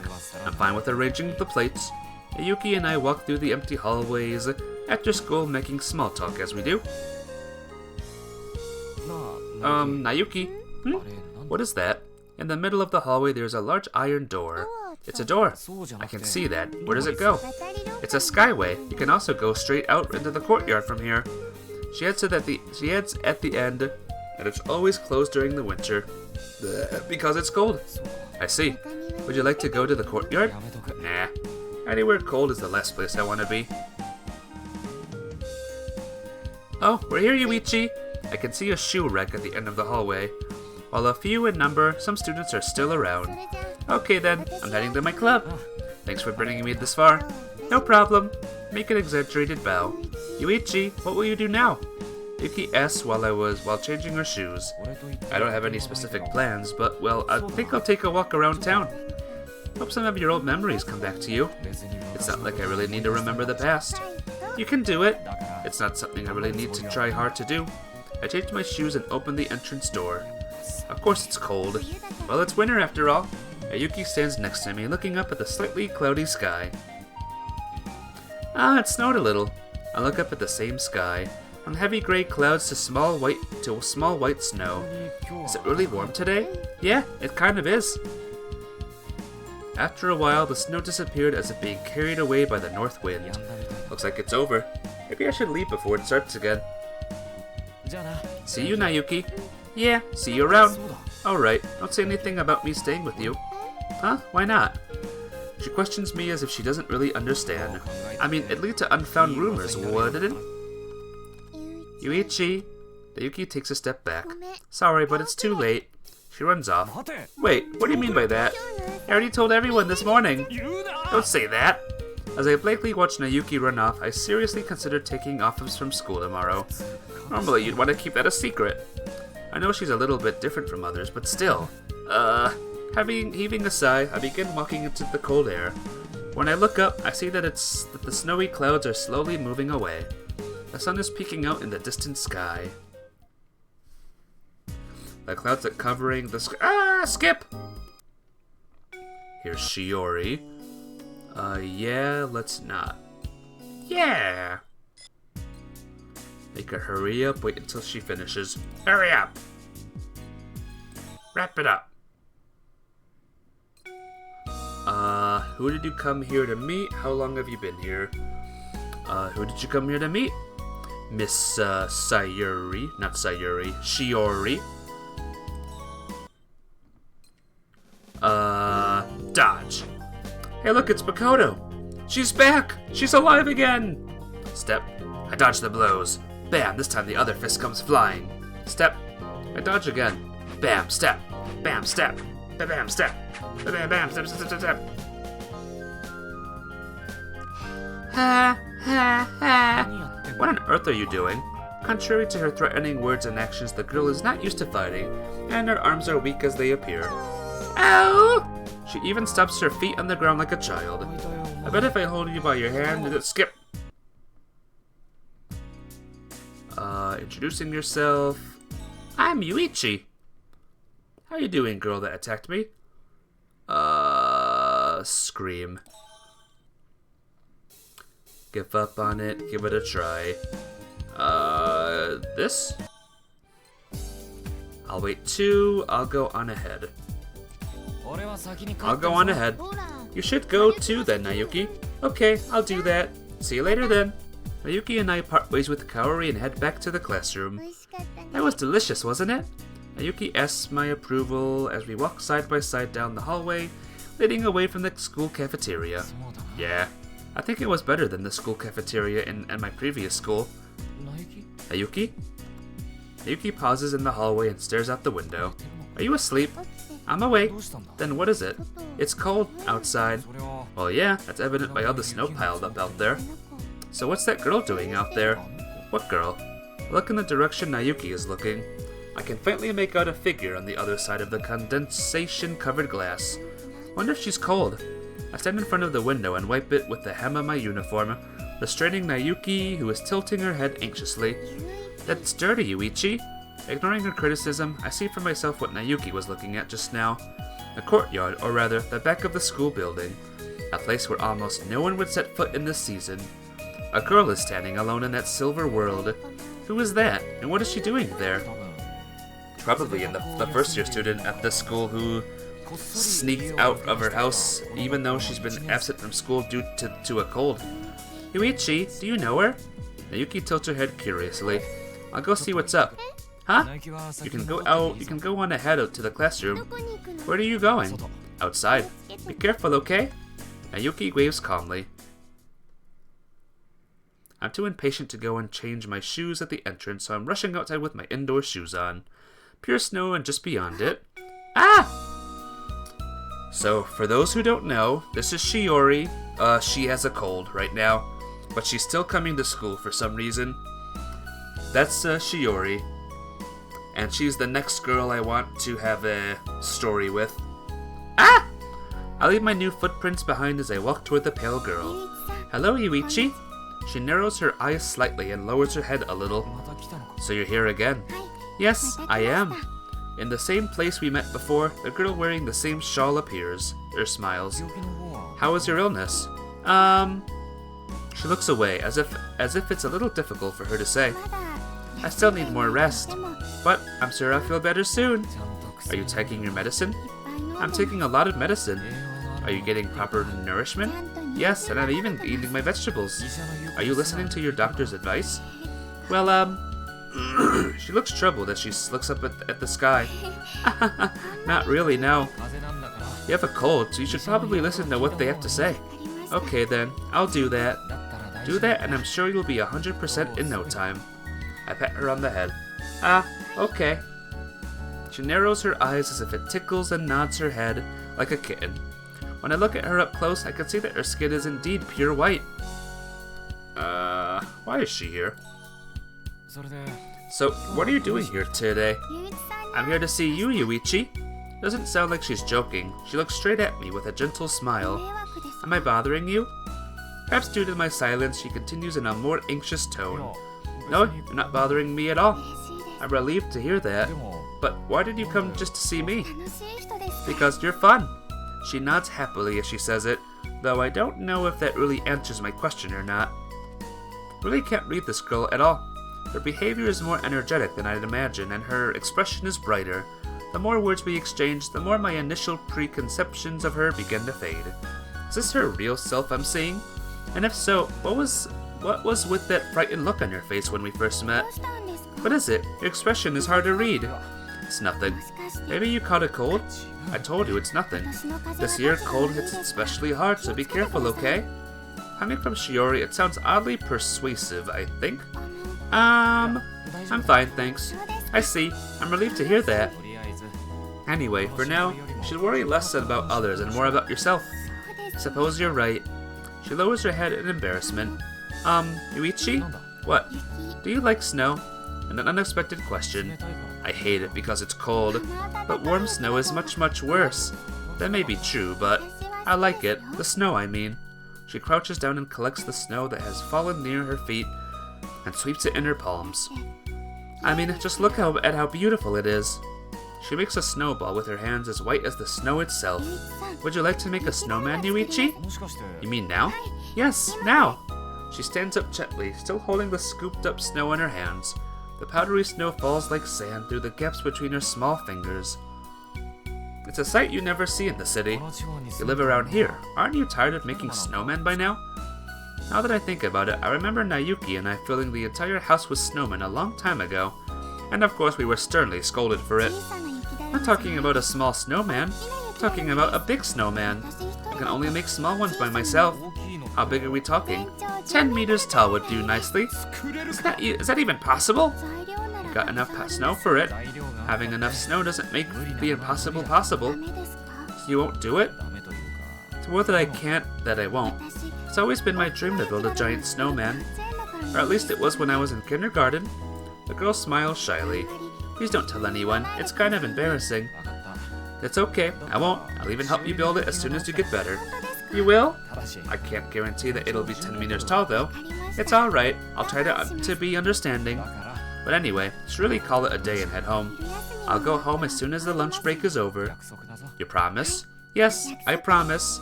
You don't have to watch, so I can't say for sure, but the bell will probably ring in a few minutes. What should I do with this? She looks at the small lump of snow she's been holding. Throw it away. But I went through all that trouble of rolling it up so nicely. Then eat it. I hate it when people say stuff like that. Contrary to the words, she smiled brightly. How about a snowball fight? A snowball fight? Yes, a snowball fight. She puts the snowball in her hand on the ground and scoops up the snow from near her feet once again. Then she rolls each ball, one by one, as if making a batch of rice balls. Okay, alright. She seemed to enjoy making them. Well, whatever. Looking at Shiori's white skin and reddened palms, I decided it'd be okay to hang out with her until it's time for her to leave. And yet, first a snowman and now a snowball fight?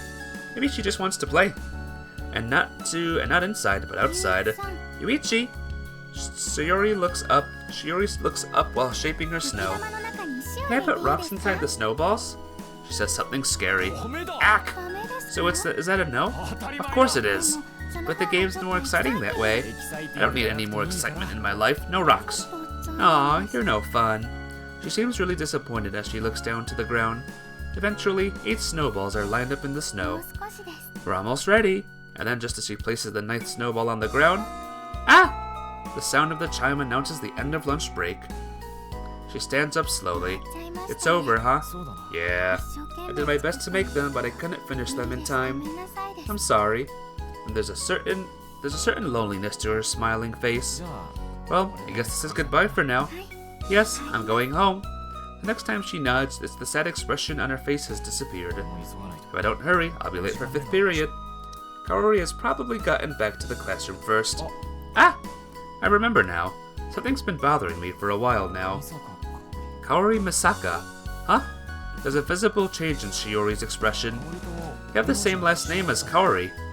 I wouldn't have batted an eyelash if her last name was Suzuki or Sato, but Misaka is not a name that comes up very often. Are you her little sister? Or her little brother? You're seriously getting on my nerves now. Joking, I'm joking. Do you know my sister? So she really is Kaori's sister after all. Yes, we just happen to be in the same homeroom. I see.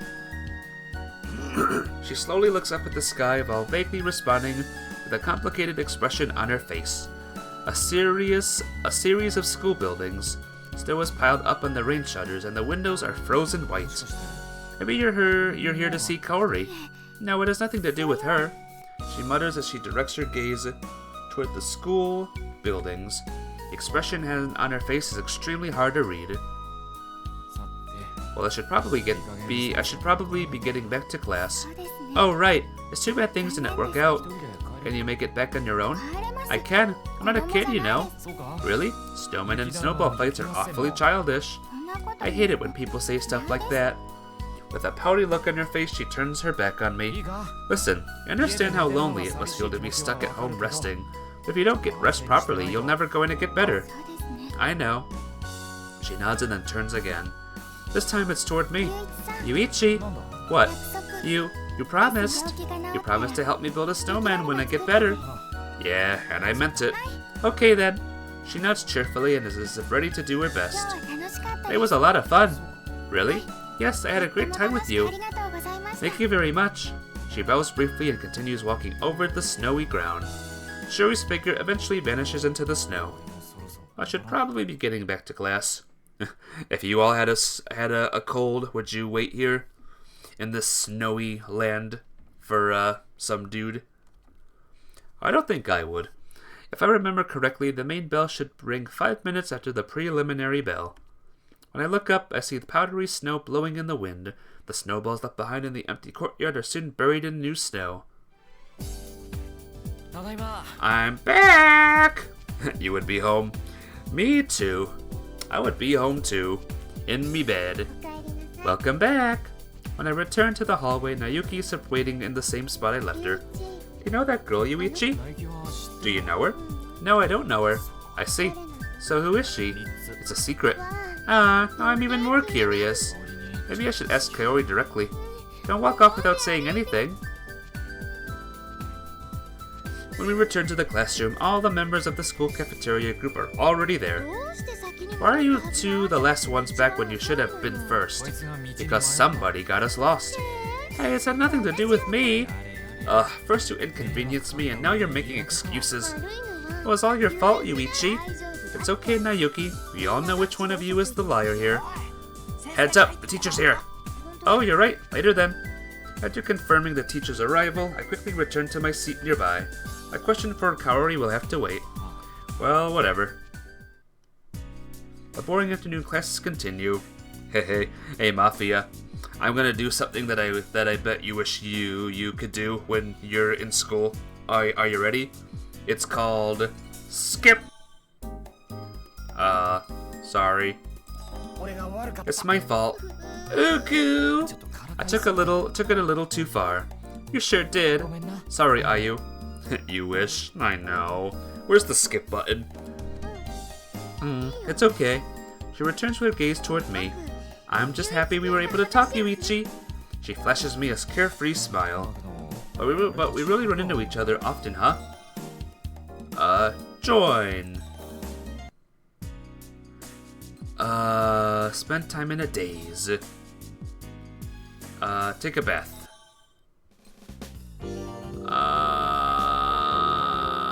Punish. Stay the night at school, don't sleep.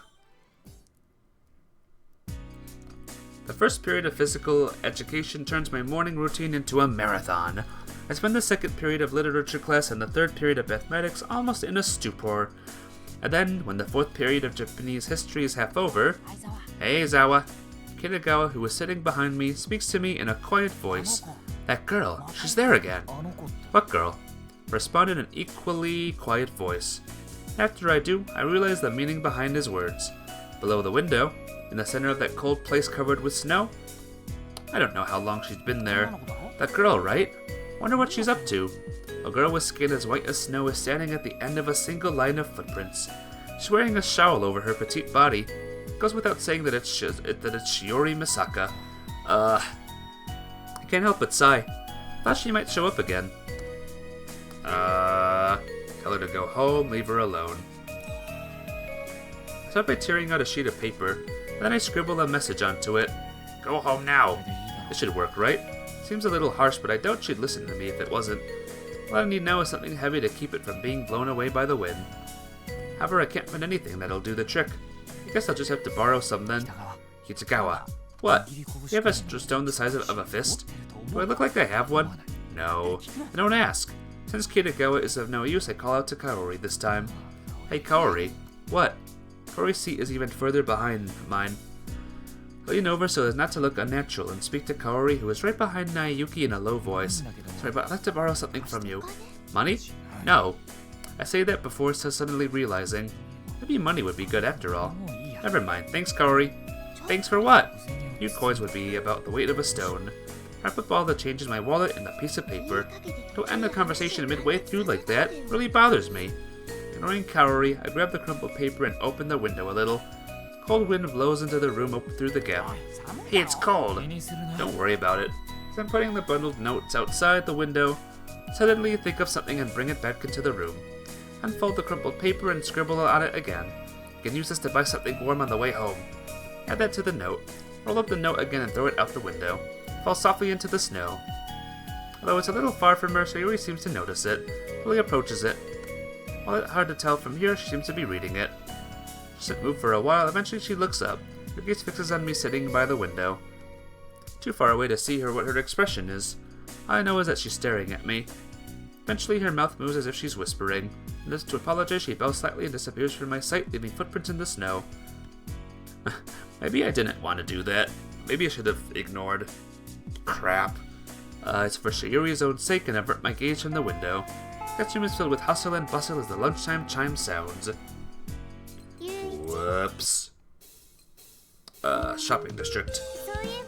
Were you thinking of joining a club, right? Huh? Who said anything about that? You did, Yuichi. Now that you mention it, I think I did. Were you serious about that? Maybe. I think I might have been serious about it. In that case, I'll show you around the different clubs next time. I haven't decided if I want to join or not yet. Well, the tour won't hurt. I guess you're right about that. I'm sure we can find a club that's perfect for you. I want to get your hopes up. And yet, Naoyuki nods happily and again. Anyway, I think it's time to get going. Okay. Have fun with your club. Don't get lost on the way home, Yuichi.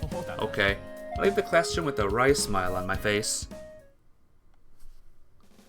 And there's Makoto. Grab me some cigarettes on the way home. Cigarettes? You're an adult, so you can buy them, can't you? I'm an adult, an underage adult. Little brat then. Can you buy them, Yuichi? Yeah, I can buy them. I'll buy them and show everyone on my way home. Wow! Well, that's just the difference in mentality between children and adults. You win! I can tell how simple-minded she is by how desperate she looks. But I don't smoke. Huh? You don't smoke? Idiot, if I did, I'd just be another delinquent. Huh, I'm kind of surprised. Really had me going for a minute there. But I guess that means you're a brat too then. It appears that she was easily able to reduce me down to her level. Anyway, stop wasting time here. Hurry up or you'll be late for dinner. Okay. She must have been happy that she had degraded me so much because she runs up while trying to hold back her laughter. How are we the same? Just seeing her off, I start walking toward the shopping district. Skip! Helper! Look for something to snack on. Head down to the first floor for now. Walk into the hallway and remember Makoto. Makoto!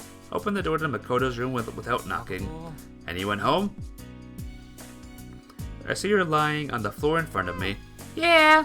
She gives me a lazy, half-hearted reply. What are you doing? She seemed to be lost in a book. Oh, you're eating something delicious, aren't you? And her hand is a Chinese steam bun. When I look into the bag in the other hand, I can see she has one more.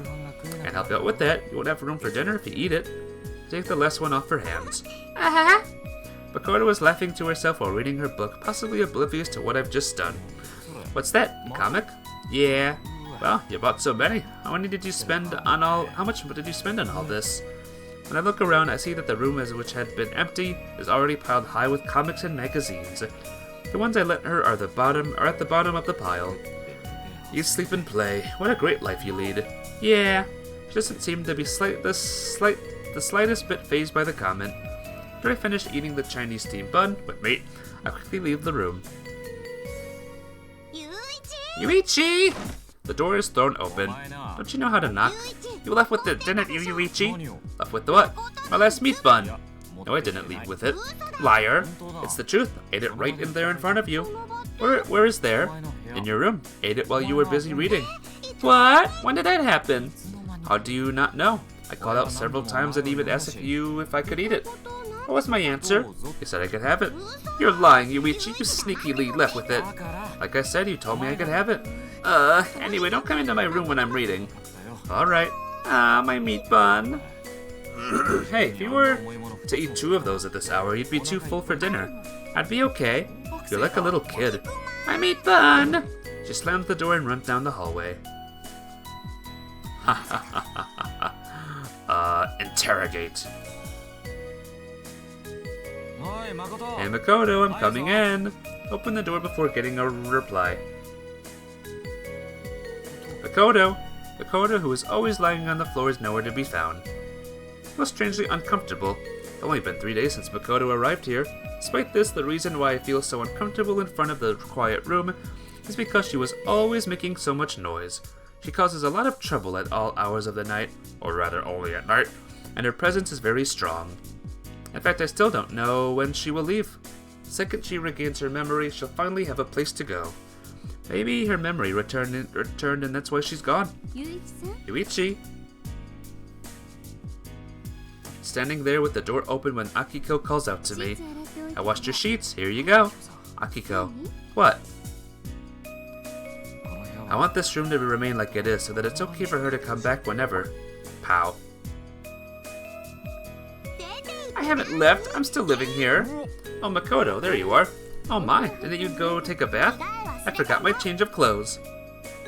She slips between me and Akiko, enters the room and begins rummaging through her with things. Why are you watching me look for my underwear? Idiot, really think anybody's interested in a peek at your panties? You and I'd be sexy if I wore a thong. If you can pull that off, I'd seriously like to see it. Huh? It's in the kitchen. I don't know what you're talking about, but get out of here already, Yuichi. Okay. I take the sheets from Akiko's hands and return to my room. And skip. Grab a change of clothes and leave the room, open my notebook. Stay in bed. Follow after Nayuki. I'll go too. Unusual for Nayuki to go out first, so I follow her. Are you okay for breakfast? I'll take care of it. Pop the rest of the toast into my mouth in one go, and then down the last of my coffee. Wow, well done. Akiko seems honestly impressed. I'll be going then. See you, Yuichi. The expression on Akiko's face as she sees me off appears slightly disappointed. I'm really not sure why she looks that way. Yuichi! Yuki is waiting for me just outside the front door as promised. You could have waited for me inside. Outside is safer, she whispers strangely. Safer? Never mind. We begin walking through the snowy city. I'm really curious. You'll figure it out eventually, I think. It's really bothering me. It's a secret for now. Just have to do this then. Wah! I pinch Nayuki's cheek and pull on it. That hurts, Yuichi. Spit it out then. It's a secret. I'll pull on your other side too. No. Oh hey, Kaori. I didn't notice Kaori standing in front of us. What are you doing? She thrust her way into the exchange with a stern look on her face, and her tone is cool. What does it look like? You two are really close, huh? She misunderstood this badly. Nah, this isn't about us being close. Objection from Nayuki. This is about me being bullied. Nayuki's follow-up does a little to convince her. But never mind that. What are you doing here, Kari? What do you mean? I have to walk to school too. Yeah, no, but you take the same route as us? Only about half of it seems. We used to go to school together. We gave up in frustration after about a week though. I can relate to that so hard that it hurts. We're here! What time is it, Nayuki? It's skip time! Help.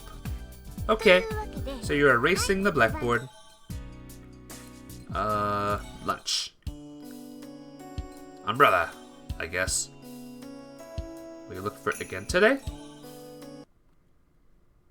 Pick 'em up. Let her do as she pleases, I guess. Guess I'll eat it. Go eat something. Wrap this up. Rearrange the room. Could potentially happen. I'll go out too. Walk to school. Shopping district. I think I'll eat some. At G number 1. Go home. I'm going home. Turn around and start walking. Huh? What's going on? I'll go out after you get back. No way! But there's a chance I won't be back by dinner. And I'll go with it. Then I'll go out tomorrow. But I might go out tomorrow too. And I'll wait for my next day off.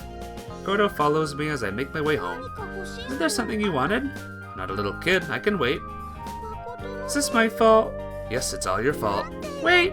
Makoto grabs my upper arm and I stop and turn toward her. What is it? How about if I go home? Will that be okay? Honestly, why can't you come up with the idea of us walking together? Huh? What is it one of us have to go home if we go out at the same time? Go out together like this, so we should just walk together, right? What is the problem? You can't take me by surprise? That's really not it. Let's walk together. We just happened to meet outside. Oh! It's rare, or rather the first time, to skip. As the snow begins to fall, we head home without accomplishing any of our objectives. Cool. By the time I reach the house, it's snowing heavily, and Makoto is glued to the hallway window looking up at the sky. Is it really that rare? She stares at it without moving. I find that she's quiet, but the side of her face seems to be burning hot, so I call out to her. Hey, Makoto! Hey, Makoto! She finally notices and turns her head toward me. Oh? Isn't your face a bit red? Yeah, maybe. Are your clothes damp? Why don't you take a bath and get some sleep? Nah, going to sleep this early would be a waste. Better that you sleep than catch a cold. I'm gonna go read some comics. Did my advice have the opposite effect? Makoto runs off down the hallway. After I eat dinner and return to my room, there's nothing I need to do. Just lay down in bed and play the CDs I bought. By the time I finish listening to it, it's almost time for me to fall asleep. Get up from my bed and turn off the CD player. There's a small sound as the red lamp goes out. I crawl right back under my covers and close my eyes. Good night.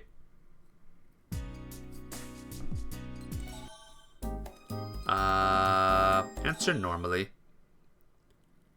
We go to the movies. Ahead of us, several students wearing the same uniform are walking to school in a group. Sometimes it's nice to take it slow. No, sometimes about it. It should be like this every day. Suppose you're right. Ayuki nods in agreement. Once the snow melts and it gets warmer, we'll definitely be able to get up early. You're making it sound like I'm part of the problem with oversleeping. Yeah. She flashes me a carefree smile and runs off. The school building is right in front of me. School. My classes fly by without incident. Mafia, I can't skip it. I can't skip school right now. I can't skip it. No! School's over, Nayuki. What of it? Nothing, it's just that you always say it, so I thought I'd beat you to the punch. You always work so hard on things that don't make any sense, Yuichi. Thanks, that's about as good as a compliment as I'd ever gotten. So what's this really about? If you're free? I thought, we could go home together. Sorry, Yuichi, I've got club today. She looks down apologetically. Nah, it's totally fine if you have club. Let's walk back to the entrance together. Okay. Okay. Ah! Yuki comes to a stop in front of the entrance. So it's happening again this year. Yuki is looking at a poster that's posted on the wall of the hallway. What's with the poster? Large hall with glittering lights. It's a pretty unrealistic poster, with a bright white table, candles, and a sumptuous meal. Is this a poster for cavity prevention? On what planet does this look like a poster for that? I'd be concerned if he answered it in the positive. It's an announcement for a school function to be held the day after tomorrow. What kind of function? The school ball. That's an unexpected joke coming from you. But I'm not joking. She points at the poster. Look, it's written right here. The 1999 school ball. The ball is a school function? It's apparently an annual event. I haven't gone though. Why not? Because I feel out of place. So participation isn't mandatory. It's voluntary. Well, that's a relief. I feel out of place there too. Will school be closed for that day? No, it's a normal day of classes. What? A pathetic excuse for an event. But to leave time to prepare, it'll be half a day for classes and clubs. Well, that's good at least. I have to get going. Yeah, okay. I think I'll head home. A school ball, wow!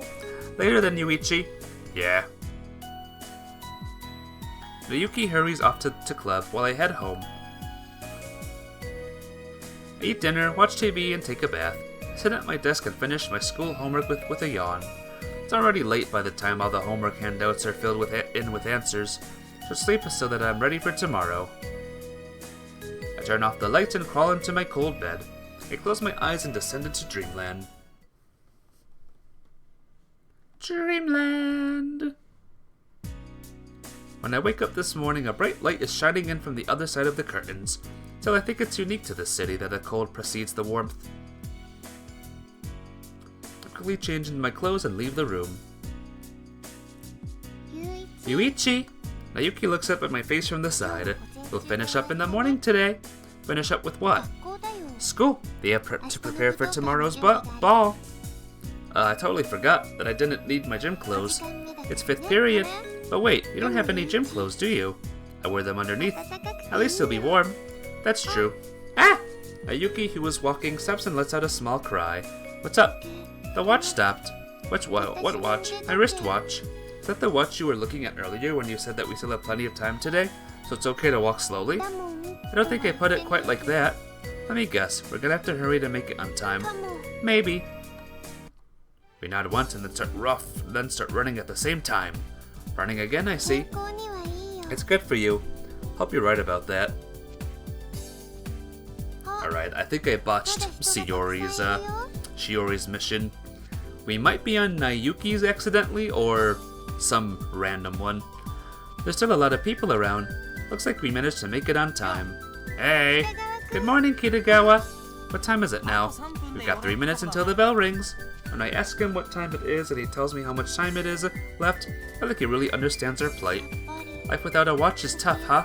Maybe you should get the battery changed in the shopping district on the way home. Yeah, we can both go together. Okay. Sure thing, I've got nothing better to do. Okay, that settles it then. But don't expect me to treat you today. Yeah, that's fine. But I still want to eat a strawberry sundae. If you eat too many sweets, you'll get cavities. It's okay, I brush my teeth every time I eat. How hygienic of you. Yuichi, are you brushing properly? I brush on occasion. On occasion isn't enough. It's okay, you really don't have to brush all that hard. That's not what you were just saying, Yuichi. Hey, we're running short on time. Kitagawa waves to us from the entrance. Oh, the time! She panics and looks at her watch. Life is so much harder without this. The bell rings, and the students who are walking around start running all at once. We need to run too. Yeah! Yeah. I run into the school building and quickly change my clothes. We made it in time again today. We've got no time to chat. Oh, it's the teacher. The classroom opens and my homeroom teacher, Ishibashi, enters the room.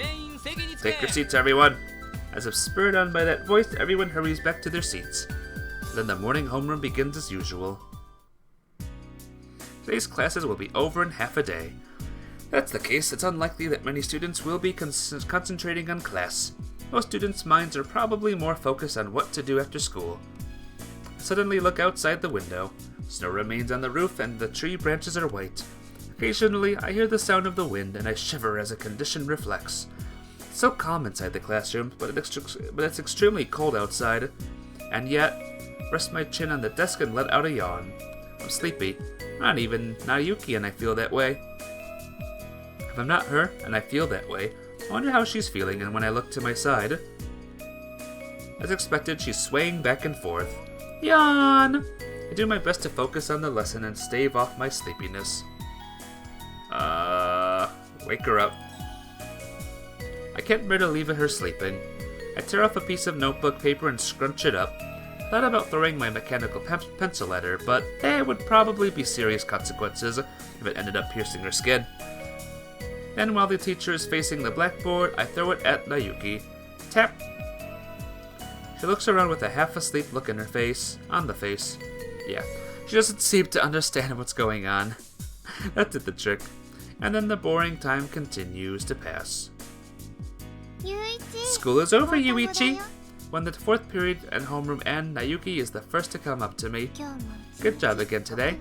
We still have an entire half a day left. Yeah. I have to go to the shopping district to get my watch battery changed. You're coming too, aren't you, Yuichi? Yeah, I don't have anything else going on. I grab my light bag and get up from my desk. Yuichi, aren't you bringing anything home? Even if I did, I wouldn't use any of it. Well, you got me there. Yuki grabs her own bag as well. Unlike mine, hers has a ton of stuff in it. Let's go, Yuichi. On Nayuki's urging, we leave the classroom. I'm walking with Nayuki in the shopping district. School ended in a half a day, so the sun is still high in the sky. Let's go eat something delicious later. Hayakaya again? No, we'll go somewhere else today. Oh wow, how rare. Hayakaya's strawberry sundaes are really delicious, but sometimes it's nice to mix things up a bit. Do you know any good restaurants? I need a drink. So...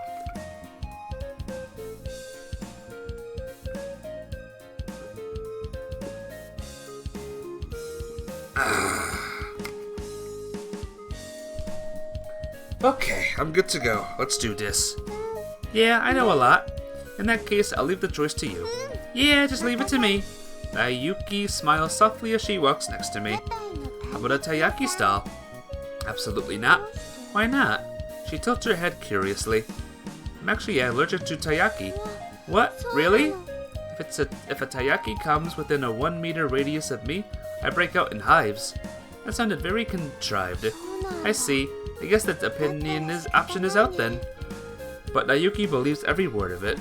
I have allergies too, so I understand how you feel. Nayuki nods repeatedly as if sympathetic. In that case, I'll think of another shop.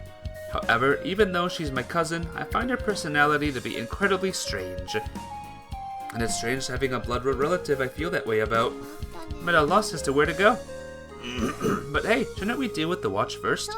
Good point. I feel anxious each second it stopped. Walk for a little and then we reach our destination.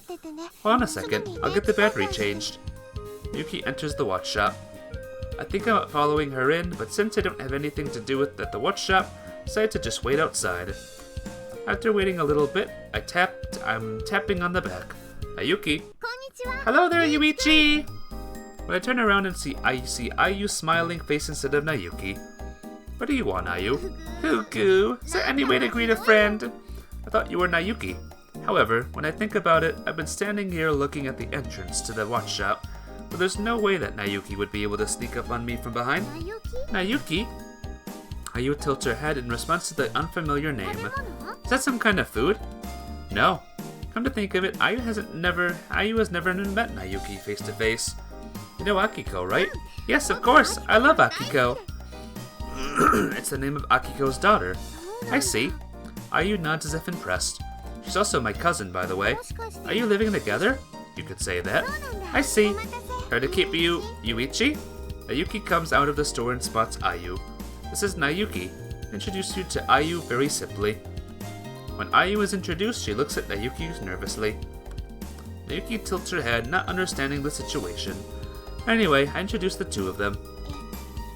Do you mind if I call you Ayu? Nayuki speaks first after the introductions are complete.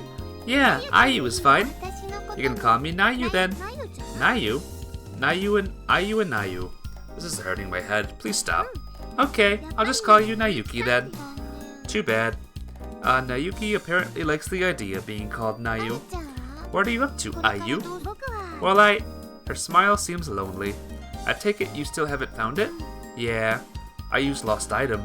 She always has a sad look on her face when the topic comes up. How about you two? We came here to get Nayuki's watch fixed. It's already fixed. She shows us the watch. The second hand is moving once again.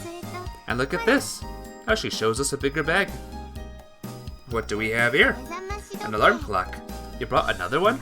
It was too cute, so I couldn't help myself. If you buy any more clocks, we'll run out of room. An alarm clock! It's not like it's gonna wake you, Nayuki. This one is really loud, so I should be good starting tomorrow. She nods with a confidence that I can't understand. You two are fun. Ayu happily listens to our exchange. Did you say fun? I mean, you two seem like two peas in a pod. That's because we're cousins. Just because someone's cousin's as a parent or child doesn't mean you're assured a good relationship. Ayu definitely does have a valid opinion. Yuichi, Yuki, and Akiko really seem like one big happy family. I'm so jealous of you all. Ayu has a lonely expression on her face. I see. Well, if you'd like, you could come hang out with us. Huh? Ayu seems surprised at the unexpected invite. I'm sure my mom would love to see you too. What do you think? But it's getting late. She's afraid of the dark. You didn't have to tell her, Yuichi. Well, you can stay the night in that case. But Ayu is exhibiting an uncharacteristic hesitance. Yuichi! Yuki seeks my opinion. I don't want to do Ayu's route, but I don't want to ruin Nayuki's route. I think it's time, guys. For this one little time, I'm gonna look up a quick walkthrough of what I should do. If I'm even, like, in the right area. So give me a second. If I'm on Ayu's route, then yeah, I gotta stop this actually. It's January 9th right now, okay? Let's see. Doesn't look like we're on any route at the moment. Huh. Okay. Well. Yeah, no harm in letting her stay the night. Nayuki is enthusiastic about the idea, and I don't have a reason to object. What do you think, Ayu? You know, I think I'm going to pass for today. She looks down apologetically. But I'd love to hang out with another time. Yeah, you're always welcome. The two of them nodded at each other. I should really be going. See you around, Ayu. Until next time, Nayuki and Yuichi. She waves and disappears into the depths of the shopping district. What a cutie. Nayuki whispers the words as Ayu disappears from sight. Who? Ayu? You serious? You're just being shy, Yuichi. Nayuki sometimes gives opinions that make it seem like she can read other people's minds. It's all the more impressive considering how absent-minded she is normally. We should get going too, right? We have no reason to stick around any longer. Did you decide on a place to go? Not yet. After saying that, she looks down at her watch, which has started working again. But I think about it while we're walking. We still have more than enough time. Yeah, okay. Look at the high and distant sky. As long as it doesn't get cold, the conditions are perfect for a walk. I'm so full. It's already dusk when we leave the shop. That was really good. I turn around and check the name of the sweet shop I just entered on the first day for the first time today. Yeah, it was. Nayuki nods heartedly as if she's satisfied as I am. I definitely wouldn't mind coming here again, but let's go to Hayakaya next time, because they didn't have strawberry sundaes there. Yeah! A girl's scrutiny of sweet shops is as strict as expected. Okay, Hayakaya it is then. Yeah, I'll order a strawberry sundae there. Let's head home for today then. The sun sets early this time of year. If we leave now, we'll get home just before she does. Hold on a second. Mayuki points in the opposite direction of home. There's a store I'd like to stop at. It'll get dark on us. It's okay. Yuichi, we're together. Have it your way then. I smile bitterly and follow after her. Thank you, Yuichi. My cousin at my side smiles at me. This kind of feels like a date. It does? Yeah.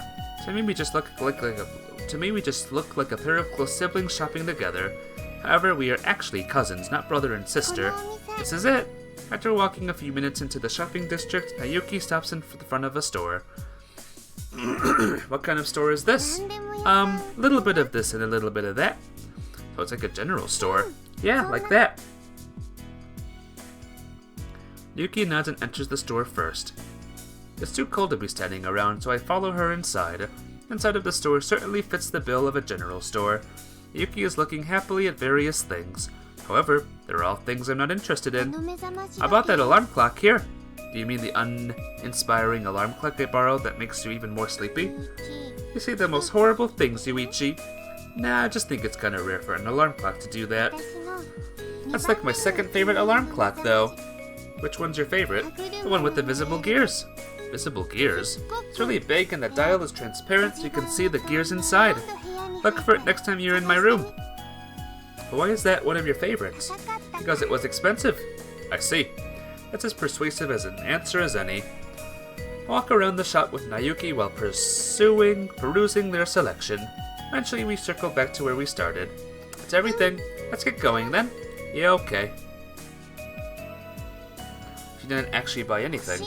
There was stuff that I wanted, but I don't have the money for them this month. That's because you spend so much on food. I don't, though. I only do it on days when I don't have the club. You don't work a part-time job? Club leaves me no time for it. She'd probably right in that her schedule leaves little to no room for a job. Maybe you could get me a present or of some sort. Now that's a pipe dream if I ever heard one. Too bad. My money situation isn't any better than yours. I'd be fine with this. She picks up something on the shelf outside the store. It's a bright red marble sold on its own. It's cheap, only 20 yen. A marble? What are you going to do with this? Nothing. I'll just keep it. Well, if that's all you want, I'll buy it for you. Thank you, Yuichi. She looks like she's never been happier as she holds the single marble to her chest. Here's 20 yen. I hand Nayuki 2 10-yen coins. Okay, I'll go pay for it. She carefully carries the marble back into the store. She seriously is a weirdo. Who could possibly be that happy about a single marble? Try to keep you waiting. Nayuki returns quickly. In her hand is a marble in a small, checkered paper bag. Thank you, Yuichi. Let's go home. Yeah! Yuki nods and we head home, basking in the almost setting sun. After eating dinner, I have nothing to do as usual. As I'm lying in my bed, my eyelids naturally begin to droop. Maybe I should just call it a day and sleep. I turn off the lights and crawl into my bed again. Good night! It's morning! It's morning! It's time to eat breakfast and go to school! As usual, I'm woken up by the same uninspiring alarm clock and crawl out of bed. Yawn! I let out a big yawn and check the time. It's the same time as always, just another typical morning. Except for the fact that she's sleeping next to me. Why is Nayuki in my bed? Nayuki, wearing pajamas and a short coat, is wrapped in my blanket and sleeping comfortably. To be honest, I have no recollection of her coming here at all. Well then, I can't leave her alone like this, so I tried calling her name. Hey Nayuki, it's morning. Wake up, Nayuki. I call her name, but she shows no sign of waking. This time I try shaking her body a little. Hey, wake up. Nayuki makes a small sound. She seems to finally be waking a little. But she sleeps so deeply that it's slow to wake up. Don't me. Stretch time. Oh, man. Don't me. Don't me either. While rubbing her eyes, she looks around the room curiously. Our eyes meet. Huh? Where am I? My room. Eh? Yuichi, did you? Hold on, I don't know how it happened either. You didn't bring me here in my sleep, so I'd be surprised when I woke up. Why would I do that? And where does this idea of me trying to surprise you come from? As usual, her way of thinking is a little different than that of the average girl. Why then? She is still in bed, tilting her head to the side. And why are you sleeping with a short coat on? What? Hey, you're right. Usually undressed for bed. Yes, of course. Why are you sleeping in my room with a short coat on? I couldn't answer you if I wanted to. Well, you're the only person I can ask. Ah! While sitting on my bed, she claps her hands. Do you remember something? I woke up in the middle of the night. And then I went to the bathroom, and when I returned to my room, must have been Yuichi's room instead. It sure looks that way, doesn't it? Must have been half asleep. But this is on a whole nother level. Troubling, right? She makes it sound like it's some other person's problem. Ugh, I'm over it already. Just go back to your room and change clothes. Can't even imagine what would happen if Akiko walked in on this. Yeah, okay. Although she nods, Nayuki's movements are slow. Honestly, don't you normally not want guys my age to see you in your pajamas? Why wouldn't I? Why, you ask? Don't you find it embarrassing? But I'm still wearing clothes. As long as you're not naked, anything goes with you. That's not true either.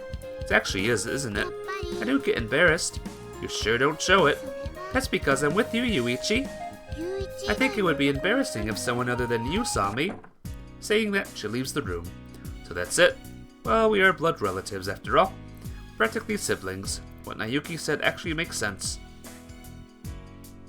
Good morning, Yuichi. Akiko warmly welcomes me when I show up at the table. After exchanging morning greetings with Akiko, I'm sitting in my seat when Nayuki comes down after having changed clothes. Good morning, Nayuki. Good morning. You're up early than usual today. Yeah. Till she rubs her sleepy eyes and sits down in her chair. Yuichi woke me up. That sounds really tough, Yuichi. She places 2 servings of toast on the table. Wasn't it tough for you, Akiko? Akiko had to do it all by herself before I showed up. I pretty much gave up. If somebody tries to wake me, I wake up just fine though. Nayuki interjects as she starts biting into the toast covered in strawberry jam. If only that was true. Akiko lowers her eyes and disappears into the kitchen. Nayuki seems displeased. The school ball is today. Unusually for us, we walk slowly along the road to school, with sunlight filtering through the trees. I see, so it's today. What are you going to do, Yuichi? I'm not going to do anything. I would most definitely feel out of place at an event like that. I see. What are you going to do, Nayuki? Are you going? I feel so out of place there. And besides, I don't have a dress I can wear. I think if Nayuki wore a dress, she would look really good instead of looking out of place, but I don't say that. Is it true, however, that she'd probably feel out of place? Or it is true. But isn't Kaori attending? She's not attending either. Really? I thought this would be her favorite event. Not at all. She's the same as me, and says she'd feel out of place too. I see. Wasn't expecting that. Kaori hates to stand out. In spite of the fact that she's always so cheerful. The bell rings and day's classes come to an end. It turns out to be another extremely uneventful day. Yuichi, what are you up to after this? You have club, don't you? No, there's no club today. I see. Return with Nayuki! Wanna go home together again today? Yeah! She nods happily. Gets up at the shopping district on the way. Yeah, we got plenty of time today. Yeah! The same response, but this time she seems a lot happier. Homeroom is beginning. We'll talk more later. Yeah. I'm looking forward to it. After leaving school, we head to the shopping district as promised. I'm really looking forward to this. Nayuki is smiling non-stop. The shopping district is after school is crowded with students, just like us who are returning from school. The mountains of snow that remain under the streetlights and in front of the storefronts are shining white in the slanted sunlight. That stuffed animal was so cute. Yeah, I don't understand Nayuki's criteria for cuteness, but I just nod for now. Really wanted it. I'll buy it for you if I ever strike it rich. Okay, I'm looking forward to that. Walk alongside Nayuki through the city dyed red. How many times has it been? How many times have we walked together in the shopping district? Ayuki tilts her head as if trying to remember. Many times. Yeah. With a wry smile, I walk through the shopping district at dusk. Maybe we could try holding hands from time to time. Why? Yuki asks back with a straight face in response to the random joke. This is exactly how it was a long time ago. I'm only joking. Well, I hate it when you tease me. It was a harmless joke. Not to me, it wasn't. Sulking, laughing, all kinds of expressions. There with my cousin, a girl I'd known for a long time. Let's try holding hands. Huh? Without it giving me a chance to respond, Nayuki takes my hand. Feels kind of strange. Idiot, we'll be in trouble if someone in class sees us, so stop already. It was your idea first. I told you I was joking. Your hands have gotten bigger, Yuichi. You're not listening. They're big and warm too. Oh, Nayuki smiles. I don't know how to respond, so I just walk down the street at dusk. The profile of my cousin, who I should know well by now, looks somehow mature. I'm hungry, Yuichi. But that feeling lasts only a few seconds. There just so happens to be a sweet shop over here. She's pointing innocently at the store as if she had only just found it. Don't give me that. You go there all the time. Well, we came all this way, so let's eat. What do you mean by we came all this way? We eat now, we won't have any room for dessert. We'll be fine as long as we eat only a little. Akiko will be mad. She stares at the storefront, reluctant to leave it behind. We can come back again when we have more time. You promise? Yeah, I promise. Yay, it's your treat. Hold on, I didn't say anything about treating you. With the sun setting, the orange light is so slanted that it feels dazzling. Yuki and I slowly head home. The hands that had been holding each other come apart without us noticing. After eating dinner and killing some time in the living room, I return to my room. I'm sleepy. I feel sleepier than usual today. I think I'll hit the hay a bit early. I turn off the lights and crawl into my bed, and I close my eyes. Good night. It's morning! It's morning! It's time to eat breakfast and go to school! So sleepy. Check the time on the alarm clock I borrowed from Nayuki. Like every other morning, I throw the curtain open. Bright light, a white landscape. Another day in the snowy town thus begins. Knock knock. Knock knock. I knock on Nayuki's door countless times. She won't wake up without a bit of a commotion. That's something I've learned in the past few weeks. After a while, I hear a sleepy voice mumbling inside. Then the door clicks open and Nayuki pops out with half-awake eyes. That's not an acceptable morning greeting. Morning, Yuichi. Come on, you're already up, so get changed. Zzz. Pow. Ow! Just change. I'll be okay like this. That's not okay at all. But I like this coat. What's that got to do with anything? Winter coat with cats. I can see that. This cat here is strawberry, and this one's melon. The one in the corner is grape, and the one next to it is kiwi. Did you give them all names? Yep. They're all named after fruits with no particular logical order. You're as weird as always. I just really like cats, okay? A cat person who's allergic to cats. She loves cats but can't hold them. That's quite pitiful, actually. Okay, I'll go change. Good, and make it quick. Okay. That's pretty sad. Imagine being allergic to cats, but also loving cats at the same time. How sad must that be? After breakfast, Nayuki and I walk along the usual route to school. It's a bright, peaceful, and cold morning. Ah! Nayuki raises her voice silently. Don't tell me it's another cat. Wings! Wings? Yeah, wings! Look at where Nayuki is looking. There are white wings poking out from the crowd along the road. Now where have I seen those wings before? Actually, how often do you see wings? Hey, Ayu! My voice must have reached her. The girl with wings turns around to look at me. Ah! She smiles and patterns over. Morning, Yuichi and Nayuki. Morning, Ayu. Are you going to school too? Yep. She nods enthusiastically, though I have no idea why she's so happy. Want to walk together with us then? Can I? Of course. Okay then, thanks. We continue our usual way to school, now with Ayu. The road is covered with snow. Nayuki and Ayu hit it off so well that I don't stop smiling the whole way. I've been thinking about something. Look at Nayuki and tell her what suddenly came to mind. Nayuki is a strange name. Nayuki is a good name. It's a good name? Nayuki is a good name. Oh, I think so too. Really? She looks surprised. It's like I don't know. It fits you to a T. Me? Like you're the very personification of the name Nayuki. The very personification? I meant that as a compliment, by the way. I have no idea what you're trying to say, and that sure doesn't feel like a compliment. She shrugs, looking stumped. She's right, actually. For example, what if her name was Nayuki too? Me? She'd sound like a swindler. Uku, why? You just don't fit the name. Uku. But I think the name Ayu fits you better too. Uku, you think so?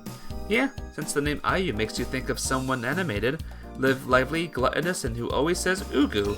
Uku, you're being mean again. Not me, this is general knowledge. It's too specific to be general. Ayu, aren't you going to school? Nayuki suddenly stops walking as she realizes something. Ah! She looks behind her. Ugu, I overshot! And let's part ways here. Okay. See you around, Ayu. See you next week, Ayu. Ugu, it's only Thursday. She whimpers sadly before waving and turning back the way we came from. Stop saying all those mean things to her, Yuichi. Nayuki chastises me with a sigh, once Ayu's wings can't be seen anymore. Well, wasn't my plan to tease her at all? It's just that I can't help myself when I see her face. She's looking up and thinking about something. You're probably... She stops short of saying what was on the tip of her tongue. What is it? Never mind. You're in the middle of saying something, though. It's a secret. Give me a hint. I realized it was none of my business halfway through. Another hint. You only get one. Bonus chance. No such thing. She readjusts her bag and starts walking a little faster. The usual morning homeroom is not unusual at all. It's not usual at all. What I've just given out contains the scope of the exam. Be sure to study the material on your own. The course paper in my hand is jam-packed with the scope of five exam subjects. There's a sudden exam announcement. All students are affected. The exam will take place on January 25th. That's next Monday. And all 5 subjects will be tested on the same day. Oh no, exams. Yay, everyone's favorite. The 5 subjects are Japanese, mathematics, social studies, science, and English. Why an exam in this season? After Ishibani leaves, I asked Nayuki amidst the heavy mood in the class. Wish I had a good answer to that. Nayuki tilts her head slightly in puzzlement. Was there one last year as well? No. So nobody expected this exam. What are they expecting to happen with a sudden test? In less than a week at that. It's baffling. I guess we have to study like crazy from tonight on. Yes. I'll borrow Nayuki's notes on the materials stated in the scope, intending to spend the whole day copying them. All the teachers talk about exam-related matters as well. They go into detail about the scope and general direction of the exams. School is over, Yuichi. After classes end, Nayuki appears next to me like always, but she's not wearing her usual smile. I hate tests. Looks like we're both feeling down about the same thing. The only thing making me feel better is that this isn't a regular term test. It's still a test. Yeah. While we're wallowing in our despair, Kaori stands up from her seat with her bag in hand. You're going home, Kaori? Aren't you? I have club today too. Club activities just before a test? There wouldn't be any if it was a before term test. Since these surprise exams aren't regular term exams, club activities have not been suspended. I know. Teach me, Kaori. Nayuki puts her hands together in a pleading pose. So studying by yourself is a lot more effective than getting someone to teach you. Just the parts that I don't understand then. I see. But if you think I'm up to the job, then sure. I owe you one, Kaori. You're so dramatic. Kaori's face softens as she leaves the classroom. Hey, Nayuki. Isn't Kaori good with her studies or something? Always top of the year. What? She's been top of the year since her first year. I find myself staring at the spot Kaori was just in. She's amazing. This is frankly an unexpected side of Kaori to me. Still so many things I don't know. I became painfully aware of that. After parting ways with Nayuki, she heads to her club, and I head to the shopping district with her notes. I'll copy the notes at a convenience store before going home. After dinner, I return to my room. I usually watch TV in the living room after dinner, but there's no time for that today. I spread out my textbooks and copied notes across the desk. I haven't been using too much. Nothing makes sense. The killing blow is that the exam will cover 2 semesters of lessons, testing me on lessons I never attended. It's like a scam. I think about asking Nayuki to teach me, but it's too late. What now? As I'm fretting about something not related to the exam, I hear a soft knocking sound from the door. Knock knock. The knocking becomes clearer. Yuichi, are you up? Nayuki asks quietly from behind the door. Yeah. Can I come in? Sure. Click creak. Good evening. What's the matter? It's already quite late. I'm already returned all your notes. I check the clock on my wall and it's already nearly the next day. It's not alarmingly late, all things considered, but Nayuki always boasts about getting 10 hours of sleep a day. Practically a miracle that she's still awake. How's your studying coming along? Terribly. Smoothly. It's going terribly, so study with me. I don't mean to brag, but it's going terribly. I'm not doing much better. We both sigh at the same time. Yuichi? 2 heads are better than 1. For what? Studying for the exam. That's true. So let's study together. This is an unexpected proposal. Let's study. Sure, there are a few things I need your help with. Okay. Where should we study? In my room. There's a curtain and cushions there. Got it. You go ahead first. I'll come over after getting ready. Okay. As the door is about to close, I hear her soft voice. You can do it. She gives a small fist pump. You and I both. Yeah! After leaving behind those words of encouragement, Nayuki leaves the room. I gather up my papers and textbooks, then leave as well. I knock softly on the door of Nayuki's room in the dimly lit hallway. Only lights that can be seen are coming from my room and Nayuki's room. Akiko must be asleep already. Yuichi! The door opens from within with a click. I'm here. Okay. Enter Nayuki's room at her invitation. Oh yeah, this clock room. Her room feels somewhat different. It's actually interesting how a boy's room can look so different from a girl's room. Even though we're cousins. Please make yourself comfortable.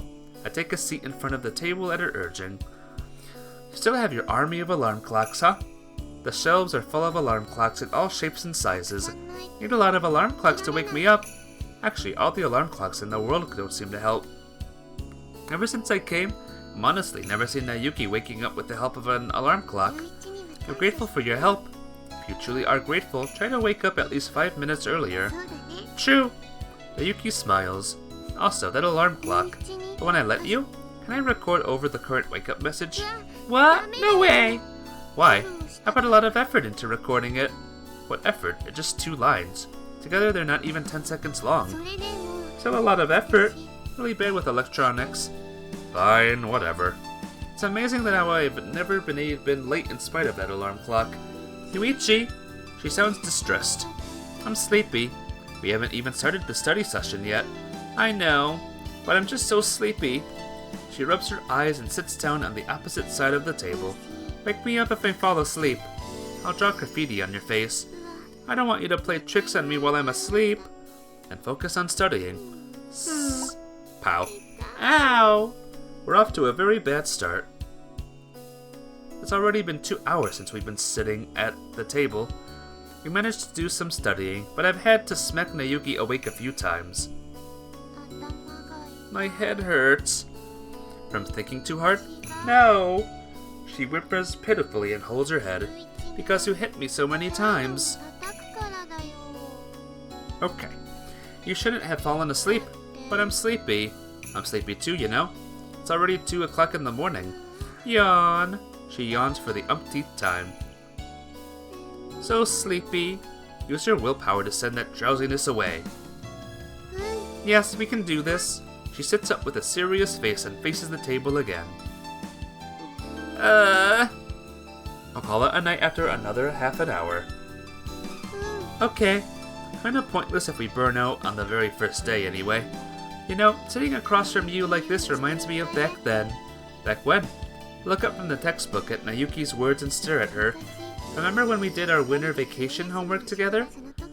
We had our textbooks open and spread around in my room, then too, like now. It was 7 years ago, the last winter.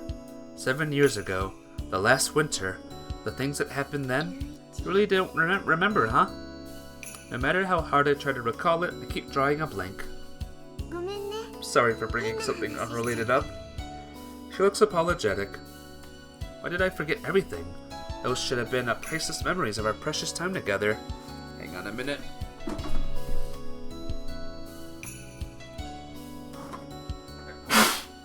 Excuse me.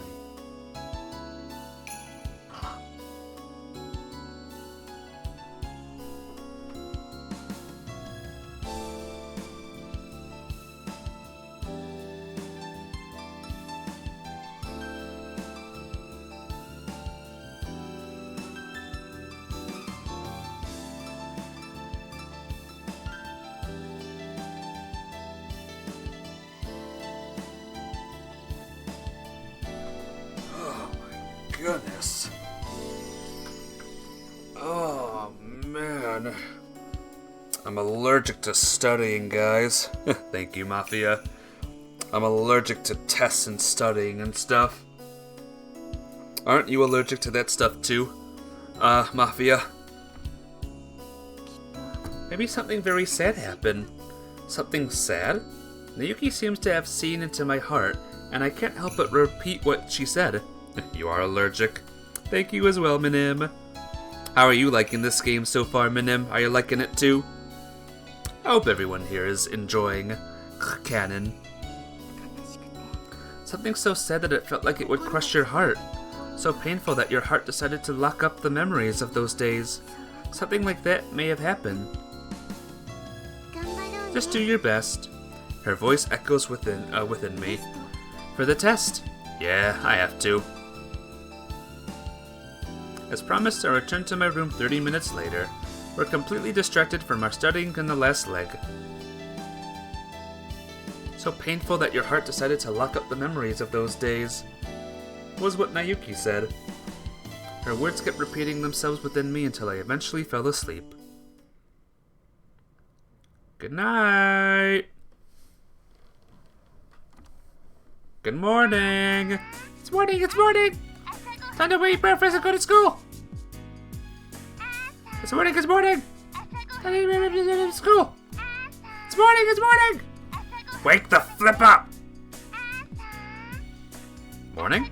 Time to eat breakfast and go to school! School? I have to get up. I stretched my hand out and pressed the top of the alarm. You haven't seen enough? Oh noes, but I like what you've heard so far. I'm glad you do. I'm glad he likes it. A small click sounds and the room returns to blissful silence. Seriously sleepy. My head is so heavy, and the drowsiness is clinging tenaciously to me. Trying to get up while fighting hard against these two. Not moving, but my body isn't listening to me. Just a while more should be fine. I let my body slip back into light sleeping while staring at the blurry ceiling through teary eyes. This feels nice, like I'm in a dream. Nayuki, what's the time? She looks down at her watch in a fluster. We should be able to make it if we run like our life depended on it. The second period, that is. We're later than late. Under glancing at each other, we launch into the fastest sprint of our lives. It's all your fault for sleeping in. My breath quickly vanishes into the scenery behind us. Slept in today too. Well, you do it every day. Not every day. Almost every day. Erg. She can't refute me.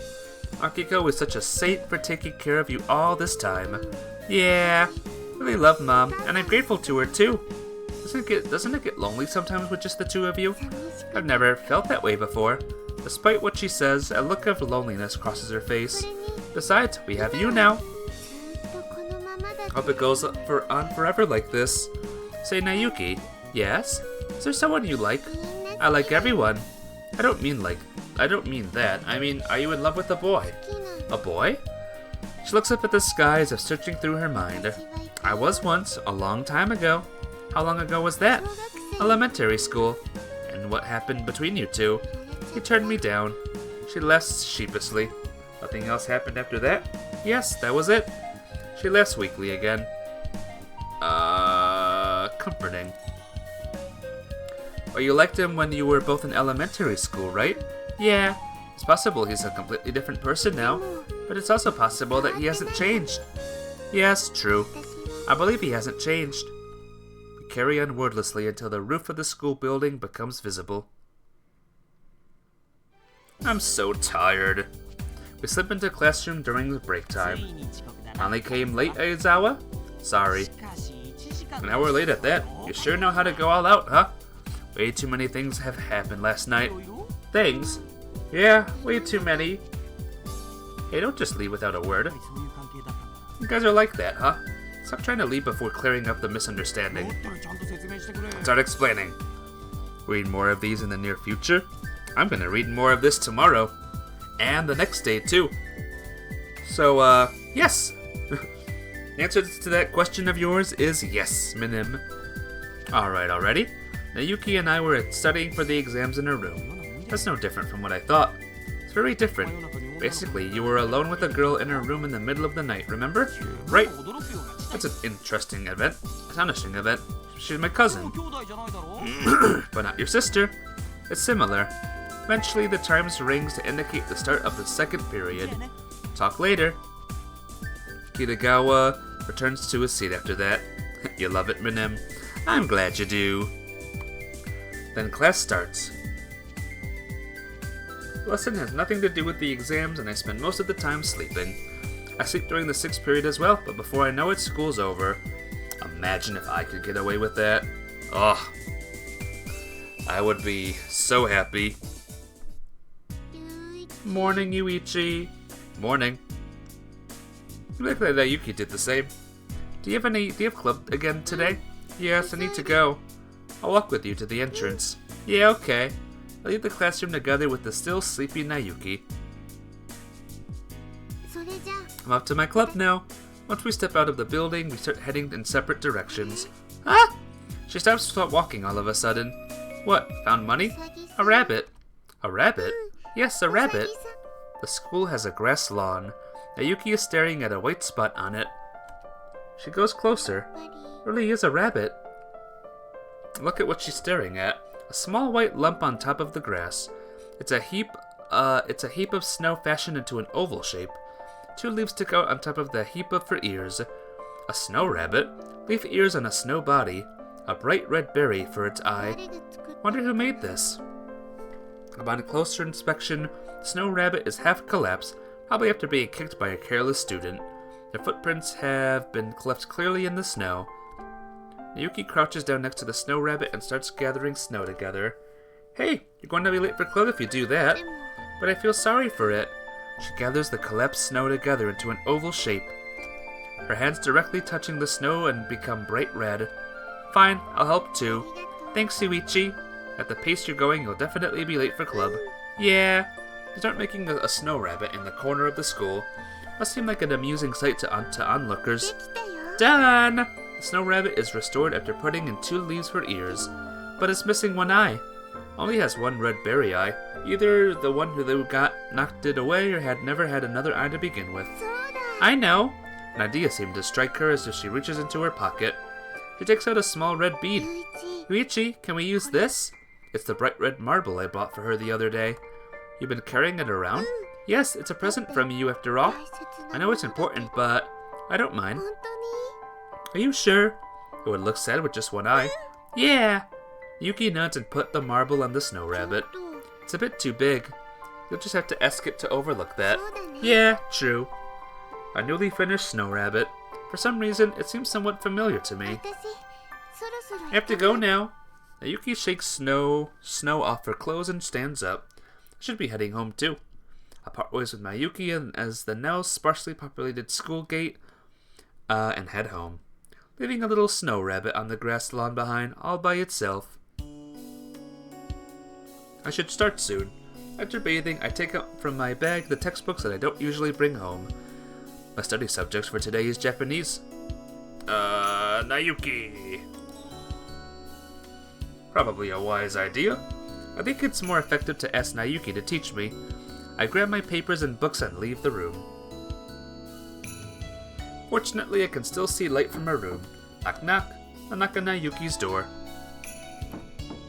Knock knock. I knock again. I wait for a while, but there's no reply. I wonder. There's no sound coming from her from inside the room at all. Nayuki, I'm coming in. Open the door after giving notice. Alright, we're gonna save it right here, guys, with the sleeping Nayuki. And tomorrow, we will play through more of this route. Sound good, guys? Does that sound good? So thank you all for stopping by. I hope you all have a good one. And I will see all of you tonight for even more Fire Emblem. Look forward to it. Bye-bye!